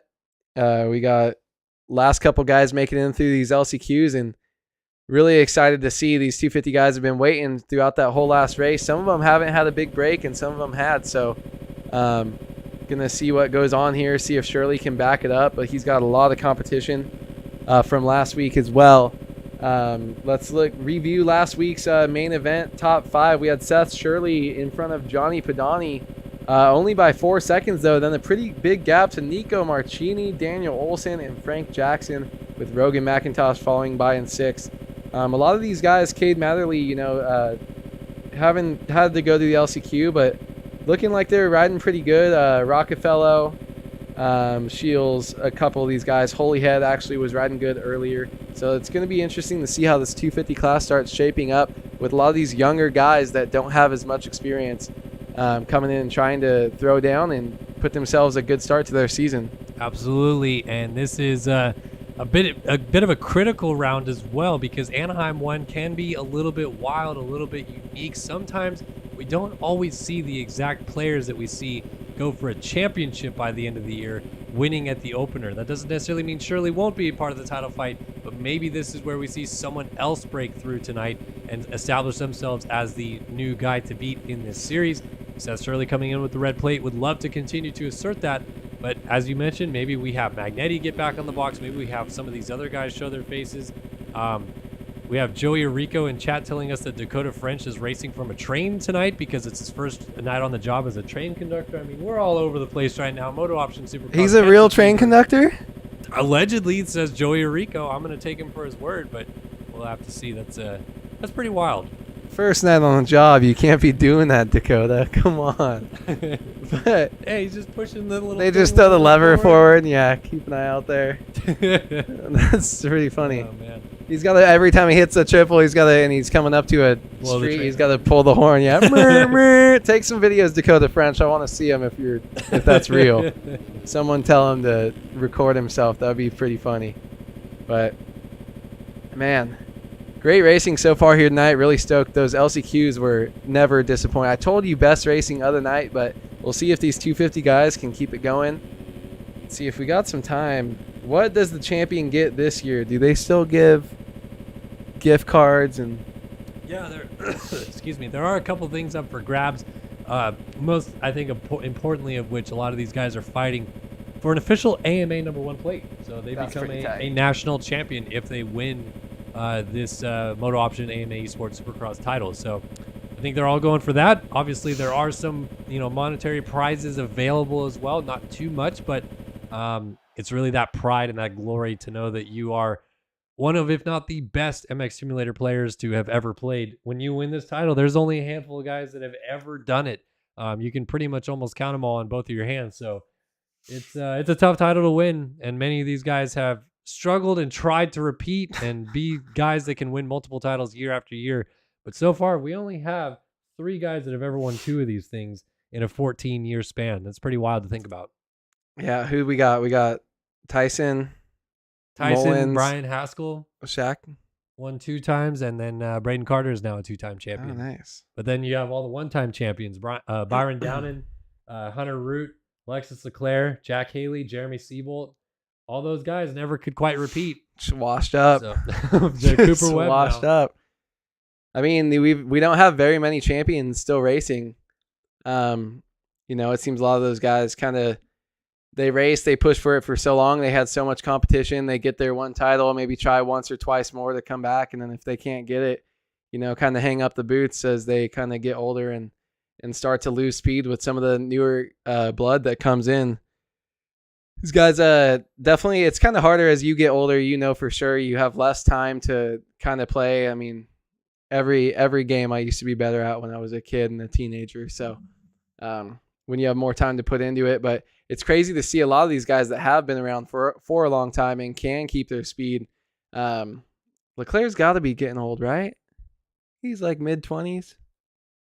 Yeah, I mean, Wasn't he in like the military or he's something? been playing for a decade now, and he took a couple Damn. years off. You're right, because he was in the French military. So I believe he is in his mid-20s now. It's some probably 26 or so, 26, 27. Yeah. It gets hard as real life comes up. You know, you get real job, family, all that stuff to be able to. A lot of the past champions, you know, just kind of watching, hanging up the boots. But it is really interesting because we do get to see, I feel like, a higher turnover. That keeps it interesting for us, you know, in real life Supercross and motocross. They're starting to stay around a lot longer, but every couple years, you know, every 2 years, you get a guy that's pushing for a championship. So you always get new blood, new faces, and people start moving up to the 450 class as well. So it's always really interesting to see. All right, Roto, you are kind of old. Sorry. Well, when the average age of pretty much everybody on the track in MotoOption like Supercross 16. is a teenager. Yeah. When you're 26, you're definitely old. I don't think we've ever had someone in their 30s win. Probably even win a race, honestly. Yeah.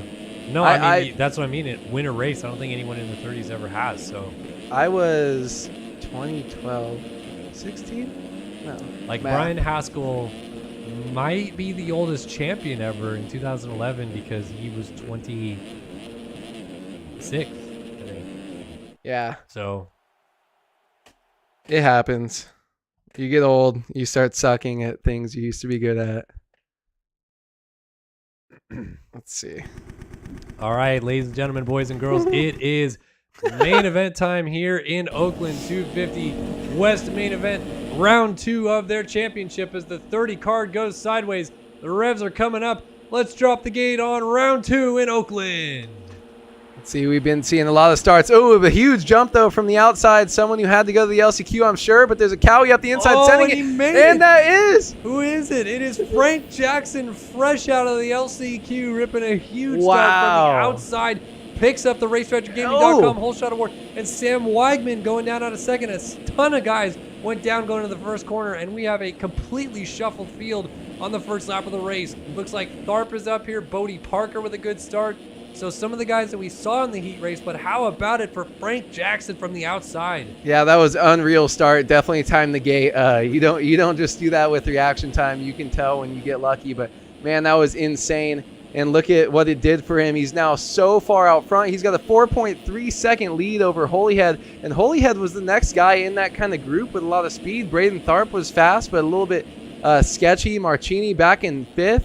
Other than that, not too many big names coming across that ticker at the top of your screen till we get a lot closer back till 10th place. So Frank Jackson just needs to buckle it down and get a big early lead here. And man, going from the heat to the main event win, he's trying to be like Thrasher out there. See how this goes, man. What a great start, though. Yeah, absolutely. Getting off to a fantastic start from that outside gate pick. And as you mentioned, so many guys that we expected to be contenders here tonight for the win are a little bit further back now.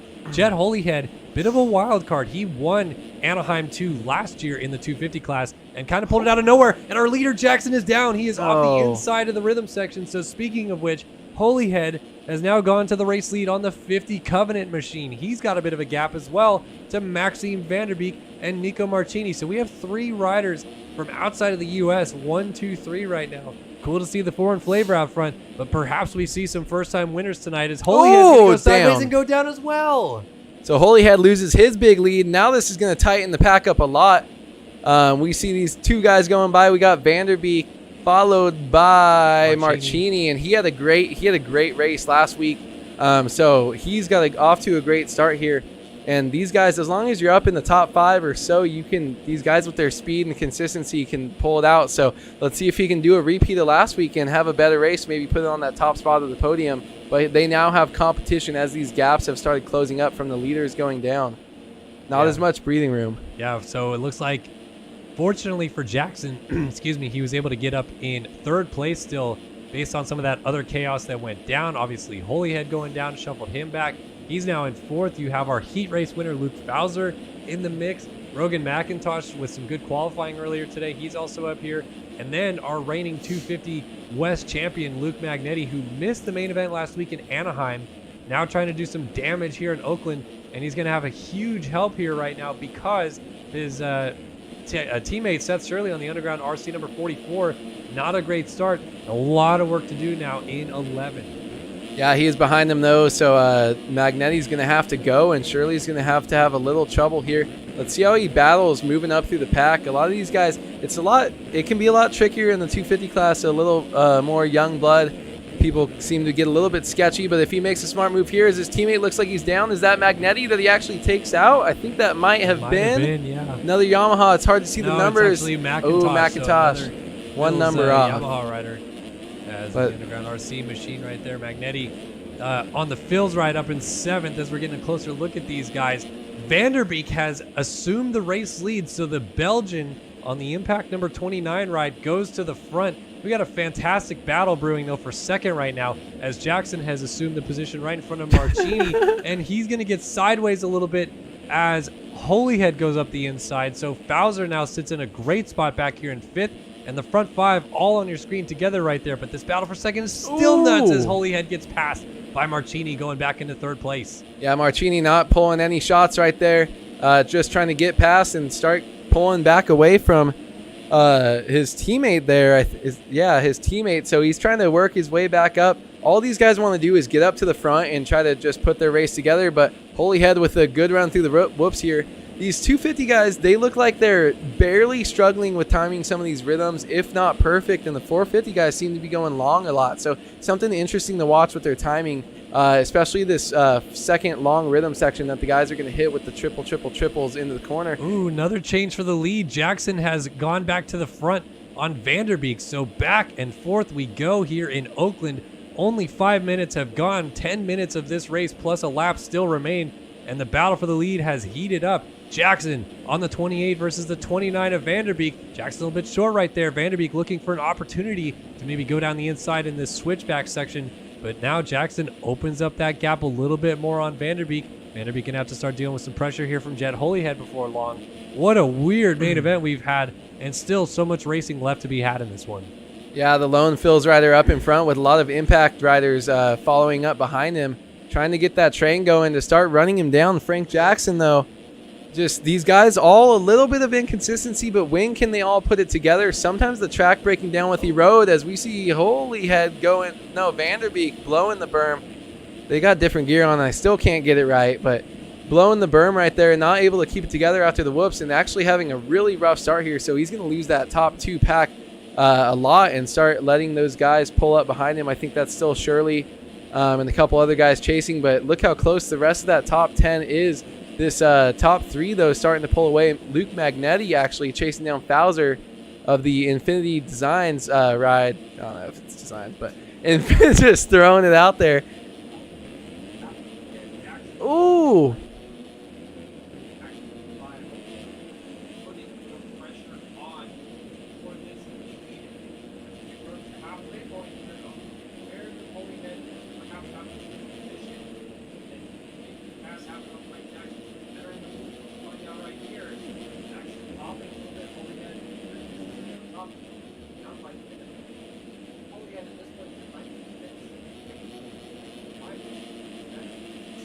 Yeah, Jackson, they're super close, though. Holyhead doesn't have a lot of space to get by or to stay safe if something goes wrong here.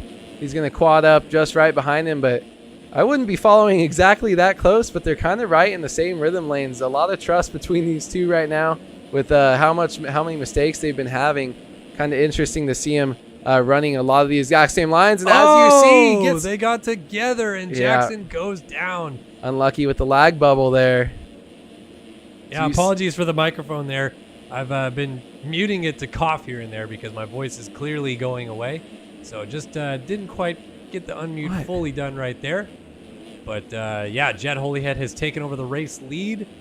Maxime Vanderbeek now back into second place, and Magnetti has made it all the way up to third, and he's bringing Seth Shirley with him. Frank Jackson and Shirley right here, 4 and 5, with Bowser rounding out in 6th place. Oh, Shirley almost went down over the bars right there. That was a close call for sure. Yeah, Shirley getting a little sketchy, throwing it a little bit too big. You can catch yourself or let your rear end slide out on the triple, but able to hold on to it. So now he's just back to trying to chase down his teammate here. These guys need to just start training together and keeping it together, move their way up through the battle. Seth Shirley, though, I mean, if you go 1-5 at your first couple rounds of the year, you got to be good. So that's, if I was him, I would be shooting to be comfortably inside the top 5 spot, but he's just jumping off track. A lot of these guys, inconsistency all over the place here. I mean, I haven't ridden the track, but a lot of these guys you think have a little bit more consistency than what we've seen here tonight, but the track could just be really difficult here. But Shirley kind of not making too many big gains that I can tell right now, just trying to keep it smooth and stick behind his teammate. Yeah, and actually it's Jackson. Weird because they're not teammates, although they look like it. Shirley for Underground RC and Jackson riding for Phils, they both have the same Fox gear on tonight. Not sure if there's like a Fox special edition going on or something that these guys are all mimicking, but Shirley does get the pass on Jackson, who almost went down. Now up to Luke Magnetti, who's made it all the way up to third. As we mentioned, he is trying to keep close tabs right now on Maxime Vanderbeek, who is working through a couple lappers at the moment up in second spot. As our leader continues to be Jet Holyhead, we're down into the final 6 minutes plus a lap of this main event. And Holyhead already has a win to his credit, but Vanderbeek behind him does not. So a couple guys up in the mix right now looking for their first career main event wins. Could we see a new face tonight here in Oakland after Seth Shirley picked up his first career win just last week in Anaheim, left there with the red plate. Looks like he might still leave with the red plate. It would be fun to see another fresh face winner here at the top in MotoOption Supercross. Yeah, Holyhead with the 8th place last week, Vanderbeek with a 14th, and then of course Magnetti behind them in third. Really needs to get it back together, try to gain some points back, but the points are going to be shaken up a lot if the race finishes how it is now. We still have just over 5 minutes as we see 2 lappers getting together with each other right there. We still have more than 5 minutes plus a lap going on here for Magnetti to try to get up there 10 seconds behind the leader. So if you haven't played MX Sim before, just about crash can be about 8 to 12 seconds depending on how much you're cartwheeling or how you go down, especially in Supercross if you go over a berm. So keep an eye on that. A 10-second lead is not safe, and these guys are actually really, really close here. This top 3, as Magnetti seems like he might be pulling in a little bit here closer to the second place rider of Vanderbeek. And we see his lap time. He's been running a 107.6 with his best is a 107.5, so pretty close to his best lap last lap. And maybe we can go through and see P2 last lap with a 109, so definitely losing some time right there. Vanderbeek is to Magnetti with the best of 107.4. And as we move up to our leader here, 107.8 with a 107.0. So Holyhead, the fastest rider out of our top 3. But these guys all pretty similar besides Vanderbeek this last lap. So see how these guys are getting it shaken up as Seth Shirley is going OTB. These 250s having trouble in this tricky rhythm section. Looks like he must have framed that second triple there and went over the bars. Yeah, it looks like I think he only lost one spot. Yeah, Hayden Stevenson got into 4th. So right now Shirley maintaining a spot in the top 5, but now he has Tyler Shields right behind him, putting the pressure on him. And Shieldsy gonna make Seth Shirley work to maintain this top 5 spot. You also have Johnny Padani. CC Productions ride as A-Wood bites into the microphone. And as Padani closing up right now on Tyler Shields to make it a battle for 6th spot. Looks like they're losing a little bit of touch now on Seth Shirley, who's picked it back up and gone right back into some good pace. Padani lays it down. The lapped rider down in the background as well. So we got Stevenson just ahead of these guys. Like we said, Magnetti is just about inching forward to Vanderbeek here. I can't imagine it's going to be long. In fact, it might not be much longer at all. He is on the rear tire of the number 29 ride, battling it out here for second place. Yeah, both of those riders making the mistakes, but Magnetti definitely capitalizing out of between these two. So we'll see. Maybe they'll take two different routes here through, or lines here through the whoops, see if they can do something. Actually, just going to follow a little bit. These guys have been getting good drives here in this one, and then we've been seeing some passes in this last rhythm section. So see what happens here. It doesn't look like anything's going to change as we have 2.5 minutes left plus 1 lap in this race. Magnetti making a huge mistake slowing down that rhythm, but able to keep it on 2 wheels. So Vanderbeek able to pull it a little bit further away. 108.8 that last lap. 109. Ooh, Vanderbeek having rough, even with all those mistakes, but I'm sure our leaders out there dropping 107 still, keeping it all together. That was Millie Soderblom that they're lapping right now. So Soderblom won a heat race earlier tonight, now is going a lap down. Tough look for the number 77 machine. Looks like Magnetti is kind of yo-yoing a bit here right now in this battle for second. Vanderbeek's been able to keep him at bay. Really, the story right now is the consistent speed out of your race leader, Jed Holyhead, the Covenant number 50 rider out of Australia, leading here in the second main event of the year. And we're coming down to the final few laps of this thing. Could the second career victory of his short career thus far for Jed Holyhead be on the docket here tonight in Oakland? It would be quite a story if he can get it done. Yeah, definitely not used to seeing a lot of these 250 guys, especially someone without a title or a lot of wins, come out and be running so close to their fast lap time over and over and over. Consistency with the speed is really difficult as we see him make a smart move there not to follow this lap rider. He's going to go in the inside, try to get by. This guy clearly not moving over for the blue flag. Number 28. That is, get out of here. Oh, Holyhead short. Oh! And he's down. I'm going to say that is, I can't remember his name anymore, but one of the got the whole shot. From the far outside. Frank Jackson, yeah, Phil. Frank Jackson, so 28 right there, getting in the way a little bit, causing some problems for Jed Holyhead. So now we are down to under a minute left on the clock, but I think Holyhead's going to get back there again before time expires. Only 4.5 seconds now, and I think you can tell he is starting to ride a little nervous here. He is really pushing through these jumps pretty hard. Yeah, it's got to be frustrating when you got a lapper like that who's not respecting the blue flag. Ends up kind of they're just in your head, in your vision, when, especially if you're riding first person here. Oh. As much as we could see him, he could see him as well, and that's probably why he messed up that rhythm section. Now he's got nerves, less of a lead, and he's just got to pull it back together here. He's going to just miss 9 seconds to go, so he's going to have 2 full laps here and 3 riders, some of which are not behaving very well. White Drizzle trying to work his way here through the last 2 laps and take home this main event win. And we still got about the same gap, though. He's lost a little bit to second, but the same gap between the rest of the guys in second and third chasing him. So just got to keep it smooth and stay out of the lap traffic. Try not to let it bother you. Oh, my God, and it's hard when they're doing stuff like that.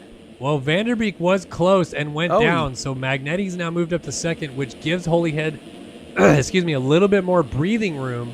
We'll see if he can hold it off here. He's got a lap and a half left to go, navigating through this lap traffic, and definitely White Drizzle, as he calls it. I don't know who gave him that nickname, but definitely trying to add a little bit of drizzle to the bank account with a dub tonight here in Oakland if he can. And his money don't drizzle, that's for sure. He jumps through the rhythm section. Almost goes over the bars. Pull it together. Oh, no. White flag is waving, though. Here we go. Lap traffic gonna definitely play a factor here as he tries to navigate them on the last lap of the race. Will they cause Holyhead to blow this one? Yeah, Magnetti he's getting a lot of help here. He's got to go through the same lappers, though, as well. We're seeing them split right there, but looks like they just got sketchy in the wall. Not really that they wanted to help him out, but we're going to see some free reign from Holyhead here for at least another section or two. But these guys, he's lapping them. He goes for the quad late. What are you doing? What are you doing? God, that's so sketchy. Almost went down, and Magnetti is sitting back here waiting for the opportunity to present itself because Jed Holyhead is throwing caution to the wind on the last lap of the race. Lap traffic down in front of him. Got about 3 riders, though, between him and second place right now, so he's got a big buffer. Let's see if there's anyone ahead of him. Only got 1 rider there. A couple guys no, there's coming 3. into the whoops. If they go down, this could get hairy. Oh, they're almost going to get together. What does Holyhead do? Triples on. Oh, he hits him. Oh, how is he still up? He's got the almost Aussie over the lag. bars. This is not Magnetti right there. Here it is. Second win of his career. Jed Holyhead takes it tonight in Oakland. Unbelievable finish. Wow, he's gotten lucky. I've seen at least 2 of those lag punts tonight where he's gotten away super clean. You got your last year's first place West rider Magnetti pulling second. Vanderbeek coming up here in third. Definitely some big changes that these guys needed after having rough weeks last time. Seth Shirley, though, your winner, 1-4, probably going to keep. Looks like he might keep the red plate with Johnny Padani, cousin of Johnny Tsunami there, getting 6th place as we got Stevenson coming through, just riding the waves, bro. Tyler Shields coming through. Who else we got? 8th place, Cade Matherly, nice after coming through the LCQ. Ryan Pinkerton, 9th. Bodie Parker, 10th. Rogan McIntosh. Looks like he's going to be the last guy in the lead lap. 11th. So lead lap, yeah, didn't get lap there, and he's just showing us. Oh my gosh. McIntosh takes the shortcut. Let's take a look at cuts. Oh! No way! Magnetti gets the dub! Magnetti takes the win on penalties. If you have never been with us before in MotoOption Supercross, the game, MX Simulator, adds time to your total race time for time you spent off the racetrack, gaining an advantage. And it appears that the number 50 of Jed Holyhead had just a few seconds too many of penalties, and Magnetti gets it by 9/10 to win the second main event of the year. Unfortunate turn of events. But how about it for Magnetti? Misses the main event at A1, takes the win at Oakland, and suddenly you have to talk about the chances of him getting back in this title fight if he can get on a run here. Oh, yeah. I mean, he's definitely got competition with Seth Shirley with that 1-4. Going to be definitely doing that. But, man, 4.31 seconds of cuts. That's what you get for getting when you're sketchy all over the racetrack.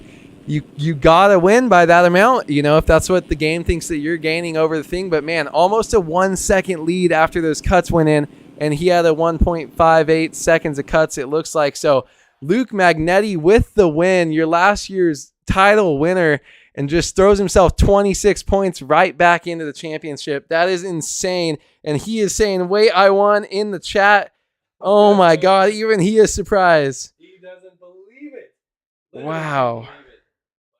Man, that's sometimes the way it goes in MotoOption Supercross. I don't know why. Oh, my microphone was off again. So there we go. Sorry. Just casually not having my microphone on. But as you can tell, I'm losing my voice again. If you're with us for the first round of MotoOption Supercross, I said that coming into the night, I had a bit of a scratchy throat. Wasn't sure how well my voice would hold up. And fortunately, it did hold up for all of Anaheim 1. And then I got to the press conference on Friday at the real Anaheim 1. And you sounded like this. My voice starting to go a little bit. Didn't ask many questions in the press conference because of it. I did ask Ken Roxon how he thought his Suzuki was. But I could tell my voice was going, and by Friday night, I had no voice whatsoever. I was supposed to announce the ESX Esports Championship in the pits on Saturday. Couldn't do that either because I had no voice. So, sucks. I'm really bummed that my voice continues to do this to me. But holding on for one more main event. We got a 20-minute plus one lapper still to go, and just trying to hold on. Apologies for the muting of the microphone, but again, just trying to do it so I don't cough into the mic. Because, just have my throat being a little bit naughty to me. It's really annoying. Yeah, it's definitely got to be a bummer when your job is to yell and scream for 3 hours every week and got to break off the real race this week, but still got to come here and cover this Race Factory Gaming Supercross Championship. So super excited, though, for the 450 main event. If the 250 race is going to be that exciting, man, these guys, if you talk about speed and consistency, this is a lot more like watching a real life race where these guys are just hammering down, throwing down lap times and pushing through rhythms, hitting big lines and just kind of battling these guys still get sketchy for sure because they're pushing it to the edge. But, man, it's always a great time here watching these 450 main events. So I'm excited to see what happens, see if we can have Braden Carter get a repeat. Lexus Leclerc, can he take that top spot, or can somebody else get up there and battle with the big dogs that kind of separated themselves from the rest of the pack last week? As we come through, these riders are riding around the track, getting ready for the warm-up lap, go and make sure everybody's in the race, everyone's got all their stuff right, and these guys get about a lap or two on the track before the real race starts. So these guys getting warm. Some of them practice throughout the whole 250 race. Some of them hang out and spot for their friends. Some of them just watch, go eat dinner, all that stuff. So some of these guys aren't as fresh, so they really use this first lap or two to kind of get back in the flow of things. But this track is going to shape up a lot with how much of the roads as we move through our running order and kind of peek around and see who we got coming here tonight. Well, defending champion Braden Carter goes to the line first tonight in Oakland after winning his heat race and having a better total race time than the second heat race of the night. But Carter also won the opening round of the year last week in Anaheim. So will that trend continue? Will we see a different winner tonight and perhaps a different red plate holder? Well, we are about to find out right now. Round 2 of MotoOption AMA Esports Supercross is live on Start Your Systems, and the board is sideways. Let's drop the gate in Oakland. And the gate is down. Let's see who we got. We got number 31 coming from the inside, but Braden Carter going to hit the brakes. Hubbard almost got there. Braden Carter picks up the RaceFactorGaming.com Whole Shot Award. 3 Phil's Yamahas, 1, 2, and 3. It's going to be Hubbard going to the lead. They've got Bryce Whelan right in tow with them on the 31. Trying to see back. I see Seabolt back mixed up in there. Jeremy Smith with a good start. He's in 4th place, but I don't see Leclerc. He is buried on the 7. Phil Nye the science guy up here with Jacob Hubbard and Braden Carter with some great starts here. And these guys are both guys that we do think could get race wins here. So this is going to be awesome seeing these two. I'm curious as to see where the rest of the heavy hitters are, where Alexis Leclerc is, but he doesn't seem to be up there as Hubbard goes down and Braden Carter easily into the lead and trying to get this lead as separated as far as he can as quick as possible, because all he wants to do is come out and just start dropping dubs on these guys. This is bad news for everybody else, especially Leclerc, Payson, Johnson, Colby Eagland, who we do not see in this front group right now. Carter with the early lead, and if his heat race earlier tonight was any indication, he clearly has the pace to outrun these guys on a lap-to-lap basis. So he's going to try to sprint right now, open up this gap, do a little bit of a Jeremy McGrath on us, and pull a huge lead before this gets chaotic and allow himself some opportunities to settle back and run a smooth race pace down the stretch. Bryce Whelan, his teammate, hits the pixie stick in second place and goes down. That's going to allow Johnson to go by. Hubbard up in the mix. Siebold, Jeremy Smith getting dualies off on the Supercross trip. We got 4 riders in a train right here, and this is a fast 4 riders. Smith, Siebold, Johnson, and Hubbard. Yeah, Johnson, I feel like, got the most raw speed out of these guys. Smith and Siebold, a little bit wily vets that just you kind of think for most of their consistency, not let alone their raw speed, but these guys kind of running the same pace right now. We'll see what happens if they start making some mistakes in some rhythm sections, but man, I'm surprised how crazy the leader Braden Carter has been hitting some of the big rhythms trying to pull away from these guys, but look how close the rest of this pack is. This 450 class is just so competitive. You cannot make one little mistake. This is what it's like. You have one little tip over in this corner and you're going to get passed by 3 guys. So Jeremy Smith with some pressure on him, but Siebold definitely been around for a while and riding smart. Not going to let the pressure get to him. But these guys, it's all about this big rhythm right here. Whether they're going triple quad or what they're doing here, it looks like they're kind of OJing their timing a little bit off compared to some of the other top riders. But just a nice little train here. As Payson Johnson just kind of chilling in the back, waiting to see what happens. Siebold up the inside. Yeah, going to get around Jeremy Smith. Made a nice inside pass right there. We have 3 different KTM teams in a line right here. The Backdoor Bandits rider, Jeremy Siebold with the SYX Racing Heckman Productions number 4 of Jeremy Smith. Getting passed now by the District Designs number 51 of Payson Johnson. So Johnson in a pretty opportune position here early on, shooting into 3rd place. Johnson quads onto the table. First time I've seen that all day. Almost got the pass on Siebold, but a battle for 2nd place is certainly starting to brew. We did talk about that being possible, but not sure how that quad off single out is going to be We'll see maybe if he can get that run up the inside of someone. These guys all almost running into each other. You see him pulling to the right as they go up that lip of that wall, trying not to take the same line. And you hit someone's rear wheel there, you're going to be down for a while. But Siebel, nice and get some clean air here, but Payson definitely a little bit faster. Trying some big lines. OJ's the quad right there. I actually don't think, I really like the triple around the corner. I don't like the quad that the guys are doing, especially if you can't hit it consistency. You got to pull back. Payson known for his blazing speed, but not always his great consistency. So we'll see how he can end up here tonight. This track has been biting people, whether it's the whoops or some of these big rhythm sections. Yeah, and the thing about that quad that you mentioned, they're carrying so much speed through it that when they over jump that quad even a little bit, they can't brake. They can't stop for the corner, so they run wide. Almost every single time we've seen someone go a little bit long, it happens. But Johnson down the inside makes the pass stick on Siebold. He is up into second place. So now the real chase is on. Can Johnson just catch up to our race leader, Braden Carter? That is going to be the question to be answered throughout this main event as Siebold tries to settle in behind him. 5.8 seconds now to 6 seconds is the gap. 106.1, but not in clean air for Johnson. 105 flat for Carter, but he stays up. Stays up, not off the machine, but he's going to lose a lot of time. Here comes Johnson. And look at this freight train that's going to turn into a battle for the lead right here. Heart rate's going up. Palms are definitely sweating for Braden Carter, but he's been here before. He just needs to put the hammer down, not let Payson kind of get inside his head. Braden was a second faster than him. He did not have any traffic, but look at that, just driving, so keeping on top of the whoops right there, just insanely fast here. He needs to just start putting laps down while he's got no lap traffic ahead of him.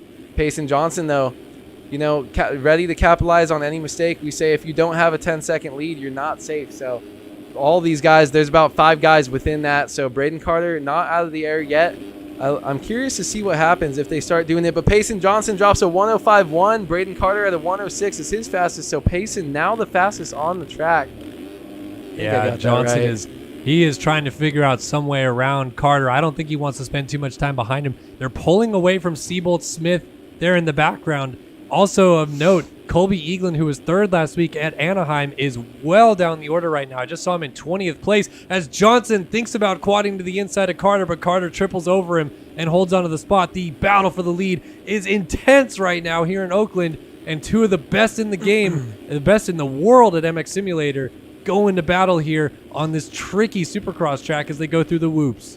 I am 100% calling that these two will go. One of them will go down by someone doing something dumb like quadding or tripling over someone's head like that. These guys are so aggressive, especially Payson just wants to get out in front of this. He's got the line, though. He's going to have the triple side up by the inside. Side. They almost come together as the rider goes the other way on the track. Let's see if Carter squares it off. He does. To hold on the lead. Dooley's over the finish line jump. And Johnson trying to go down the inside to take the lead. He's got it. Carter trying to fight back, but Johnson holds the inside line and takes the race lead away in Oakland. Oh, Carter goes outside and actually rolls off the side of the wall there, trying to, gets pushed outside by what that rut, how that rut makes him come up the face, trying to stay away from Payson. So now we're going to see these guys try to unleash their raw speed here. They're going triple quad to the inside. Oh, Carter down out of second. Siebold takes over the 2 spot. Hubbard goes up to 3rd. Smith into 4th. There's Tyler Lang jumping now into P5 with Bryce Whelan. Going to close up as Carter goes back to 6th. Whelan 7th. Nathan Print is up here in 8th. And Leclerc has now finally climbed into the top 10. He is in 9th, but goes down just as I say that. Gertz is going to go by. And Leclerc has a lot more work to do to get up to this group. But Johnson in a prime position out front, has the race lead and is doing some lines that nobody else is doing while running the fastest laps of the race. This is pretty much the exact same Payson Johnson we expected to see in 2023. Yeah, surprised with how rough it looked last week, and then to put him, have him see him put it all together this week. But man, Braden Carter just making some big mistakes in the middle of that rhythm section where you don't really expect to see him. These 450s haven't really been having trouble too much with this first triple here.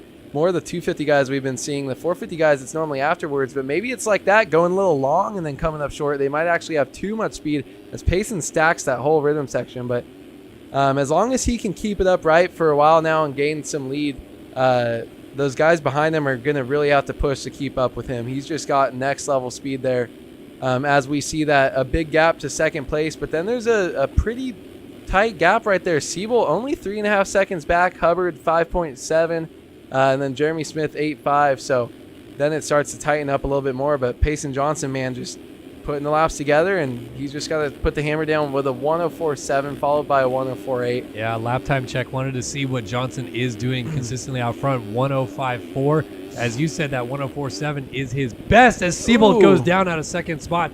He was at a 105.8, but look at that. Over the berm, Cartwheel through the Steve Mathis Memorial nets, and he's going to go back from second all the way down to sixth spot, losing a lot of time in the process. So Carter went by. 105 flat is his best. 107.5 last time by.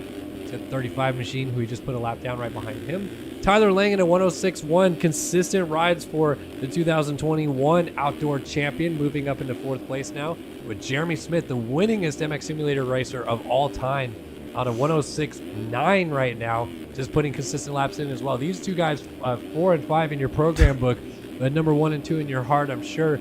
Definitely guys that are more on the consistent side. We don't usually see the raw speed flowing out of Jeremy Smith and Tyler Lang, but boy, oh boy, do they put solid main events together week in and week out.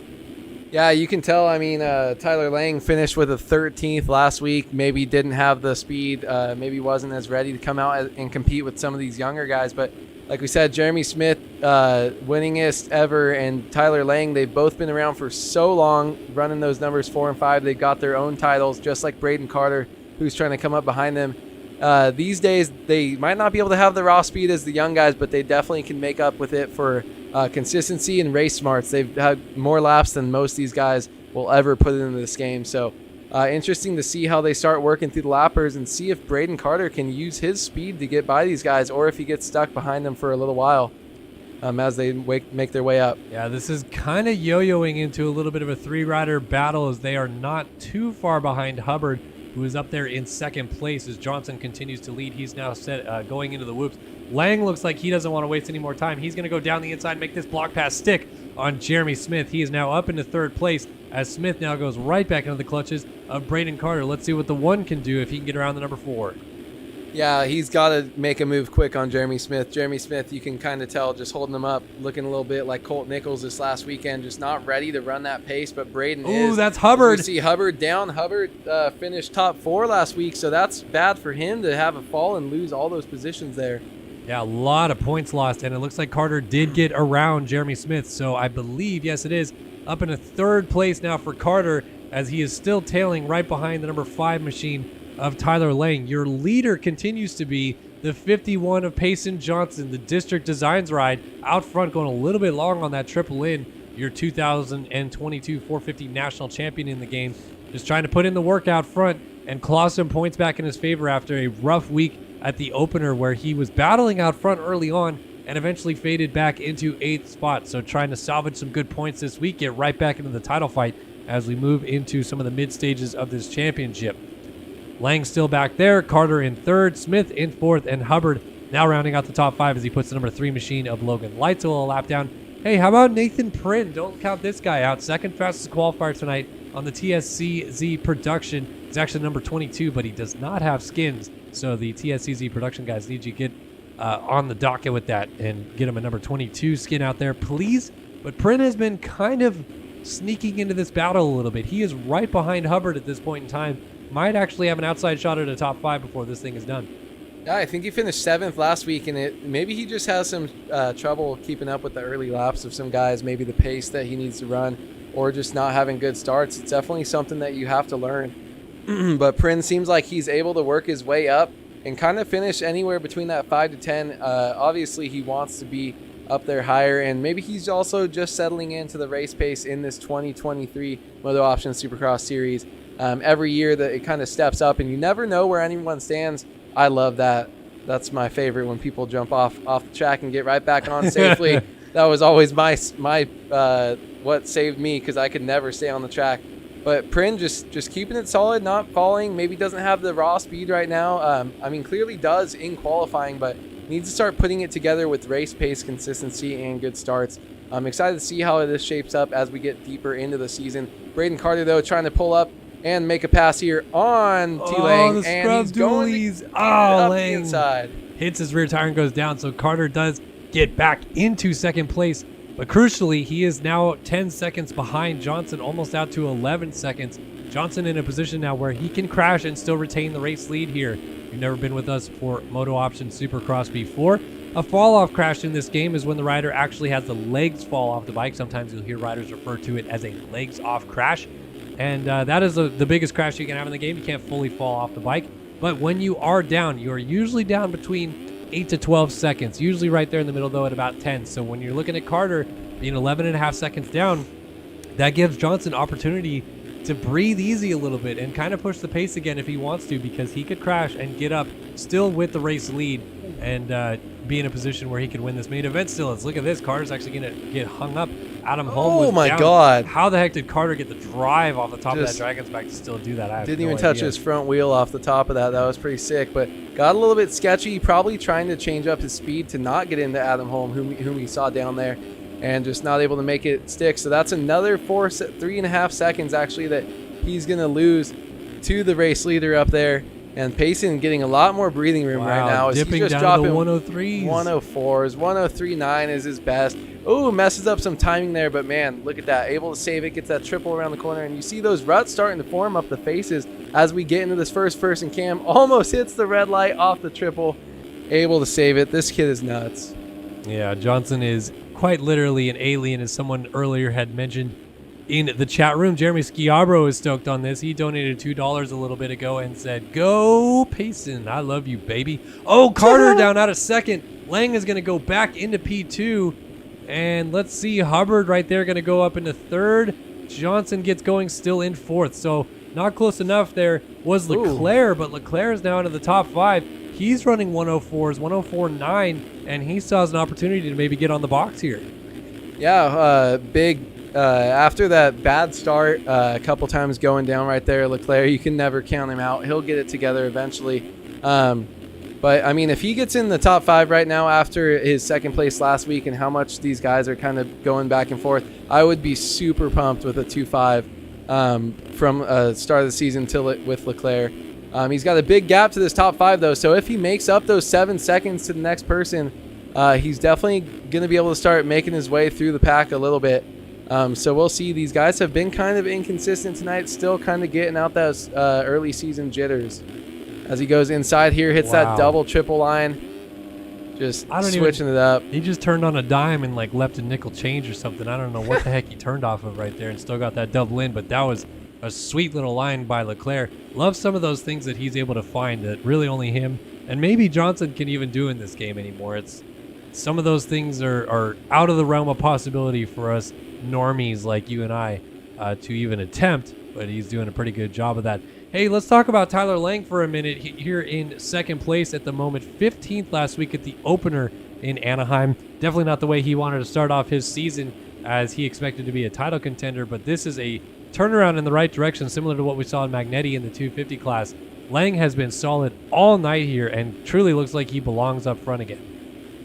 Yeah, Tyler Lang, it's the speed issue is what I thought was going to be the issue, and I mean, you can't really expect to match Payson Johnson when he's on. So Tyler Lang, just a nice smooth second place. Made a couple tiny small mistakes here and there after a little bit of a rough start, but you can definitely just see that veteran savvy and race smarts going around, just not doing any crazy big lines, just throwing down hot laps over and over and over. And man, he's really impressed me here tonight, and definitely wasn't expecting him to have it this good of a race tonight. Just nice, solid second place by himself, and you keep doing that with the inconsistency of everyone else. That's a good way to put yourself in the title hunt. Absolutely, absolutely. We are down under the final 3 minutes of this main event. 2.5 minutes to go plus a lap. Payson Johnson trying to win yet another main event and get right back into the thick of this title hunt here tonight in Oakland. Tyler Lang is in second. Hubbard in third, and Carter's lost touch of them. In fact, Carter has lost a position. Alexis Leclerc shot up into fourth place. Yeah, Leclerc with a easy passes. Braden's just been stacking rhythm sections left and right. His timing seems to be off. Maybe that red plate is just as heavy as they say it is. But I mean, apparently he forgot he had it on last week. But whoa, Leclerc, what the heck? Just spinning Rear out. Sliding out, yeah. Power, he's cheating. Too much power to the ground. Traction control can't keep up with him. But Yeah, Braden's timing has just seemed really off today. A lot of people are. Look how close it is to casing the over jumping that triple right there. Oh, Hubbard was down. Leclerc's going to go to third. Leclerc third, and Braden Carter coming up right behind him, going to stay back in fifth for now. So Leclerc trying to chase down T. Lang and Hubbard. What the heck what are you Eagland doing? going a lap down. Wow, last week's podium finisher getting lapped right here. Excuse me, as Leclerc battles it out with Hubbard and Carter. You can just tell that you can start to see some of the big ruts that we're getting in these corners. There's ruts in the rhythm sections off some of these turning jumps, and these guys are starting to have to battle with lap traffic. So as we see Leclerc make it by safely, the other two go up the inside, and this battle of third, fourth, and fifth is super tight right now. But man, these guys are definitely having some struggle keeping up the consistency here. Switching up their lines, and we're going to see what happens there as they push. Leclerc pushes a lapper of Holm off, and he's going to get out of the way, hugging that inside. Only Leclerc is using.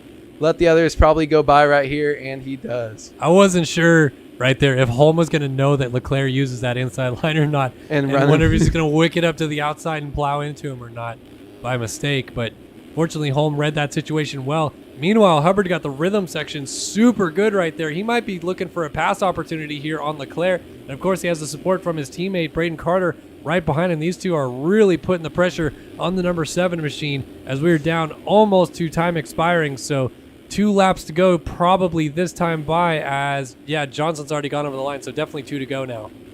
Yeah, while this battle heats up, as we see a mistake, and Braden Carter is going to get back up into the position as his teammate blew the corner after the whoop section. He's now jumping back on. Now Braden Carter is going to be the one to try to push back here for a podium. Yeah, this would be third place if he could get around Leclerc. Yeah, so he needs to get Leclerc. You got T. Lang following Johnson up front. And, man, it's starting to get close. We see some guys, as you see it across the top of the screen, Luke Sullivan, Matt Cromie, Leitzel, some of these names of people that do not want to be as far back as they are. Notably, Eagland, like you said, with the podium finish last week. A mistake by Leclerc. Carter quad to the inside. Oh, he almost went down. What a save that was. Yeah, that's sketchy. I was not expecting him to quad to the inside there. Definitely did not have the room for that. Glad he didn't take himself or both of them down. He's still going to have one whole lap to go, right? These guys are that far behind. White flag has just now waved for our race leader, Payson Johnson, who is so 18 seconds ahead of Tyler Lang, who at this point pretty much has a comfortable second place on lock. If he puts a good lap in, Carter is pushing Leclerc. Oh, he gets a good drive. Side by side, and Leclerc cases on, so Carter goes right by up into third place again. And now he already was going to continue to retain the red plate with finishing right behind Leclerc, but obviously finishing back in front of him will keep that red plate nice and steady aboard that number 1 machine as long as he stays here and doesn't have a late crash. Johnson just went down at the end of the rhythm section, but it was not a fall-off crash, so he's going to lose maybe 3 seconds and get up to about 16 ahead of Tyler Lang. Just a few corners left to go, though. What a night here for Payson Johnson. Yeah, real quick, we don't have replay, but I want some people to go back. It almost looked like when he tripled onto the tabletop that Leclerc is like brake button got stuck or something, like brake locked up. He just stopped the second he hit that thing, or he was definitely not letting Braden by. But Payson Johnson with a commanding win here over these guys, almost 20 seconds. He's going to come around the corner. Second race of the year goes to Payson Johnson, getting right back into the title fight with the win here tonight in Oakland. Speaking of getting back into the mix too, Tyler Lang, 15th at the opener, second here tonight. He'll be happy with the points being paid out from that. Leclerc got back around Carter. We didn't see it, but Leclerc is going to end up on the box here tonight in Oakland as Carter drifts back to 4th, meaning there's only 1 point between he and Leclerc now at the top of the table. Yeah, what an interesting mix-up, seeing Payson come back like that. Looks like we got Jeremy Smith coming around in 4th, or in 5th place there. Jacob Hubbard after his podium, or did he? Sorry. Seabolt coming around in 8th. 9th, Castellaneta. 10th, Prin. Ethan Gerst, 11th. Dakota French, 12th. And Bryce Whelan coming around. Oh, no, you were one up by 1. This is going to be the last guy on the lead lap in 12th. Bryce Whelan on the lead lap in 12th, right behind the number 69. Seth Carr, Sullivan, Cromie, Holm, Leitzel, Davis, Hall, Horn, Eagland, and Balzer. Eagland did not finish this main event in 21st place. Tough go for him here tonight. The top 10 positions all stayed the same. The 51 machine of Payson Johnson, though, is your big winner tonight in Oakland as he takes the dub and erases that 8th place finish at the opener with a win here tonight, coupled with the 4th place of Carter here tonight. Really, Johnson's only going to be about 4 or 5 points back in the championship, but it will be the one of Carter who retains that red plate as we head back down to Southern California next week in San Diego. What a main event tonight in Oakland, though. Johnson with the dub, and that is it for round 2 of MotoOption AMA Esports Supercross. Yeah, I'm so excited for next week. The points are so close. Are we done? Yeah, we are done. We are back in the studio. 450 main event done. Kellen Brower, Andrew Wood bringing you guys the action. Again, I'll apologize. My voice started going away at the end there, so thank you, A. Wood, for saving me a little bit, helping me get all the way to the flag of this one of round 2 of the 2023 MotoOption AMA Esports Supercross Championship. Huge shout out, of course, to our sponsors, MotoOption, Phil Ski and Snowboard, Underground RC, and Race Tech Suspension, as well as Race Factor Gaming and Init Esports for being the presenting entity of this series. Be sure to head to initesports.gg and racefactorgaming.com for more information there. Race Factor Gaming track crew also putting in the work and making it happen each week for us. A huge personal shout out from myself to Holtzy Evan Holt for putting together all the opening ceremonies videos that you guys see tonight. Those are great. I definitely recommend checking him out on his channel, but we'll also have more stuff with him coming in the next few weeks. A wild night of racing here tonight in Oakland. Any final thoughts from you over there, Andrew Wood? The 450 championship's going to be so tight with these guys. I mean, that the top 4 is super close in points. Seeing the 250 guys, consistency, inconsistency there, and then just seeing the same thing kind of with the 450s. It's still super early. I'm just really excited to see how these guys are going to mix it up. And as we settle deeper into the championship, who's going to kind of be the guy to beat this year. So we don't really know yet. Could be Braden, could be Payson, so Leclerc, there, you can't count anyone out yet. So I'm just super excited for next week and can't wait to be back here calling it with you. Absolutely. 2 rounds down, 4 different winners between the 2 classes. That's exactly how we want to start off this 2023 season. One final shout out to a couple people. Jed Holyhead donated 5 Aussie dollars and said, thanks for the host, Kellen and Awood. A lot of love here tonight. Pooh Cats also super chatted $6.99 Canadian dollars and said, bro, I swear Payson crashes. Might have to give him the 1-2 Mayweather. And then also followed it up with a $2.79 donation with just some trophies as well. So thank you guys so much for the support all night long. The live viewership was fantastic again tonight, and the donations are always super, super appreciated. So thanks everybody for tuning in. Round 2 of MotoOption AMA Esports Supercross and MX Simulator is done tonight in Oakland, and we look forward to joining you guys next week, same time, same place, Wednesday night, for the San Diego MX Simulator Supercross, coming to you from Southern California as well. So we'll be excited to bring you guys a little bit of hometown action for that one. So thanks guys for tuning in to round 2, and we'll see you in San Diego next week.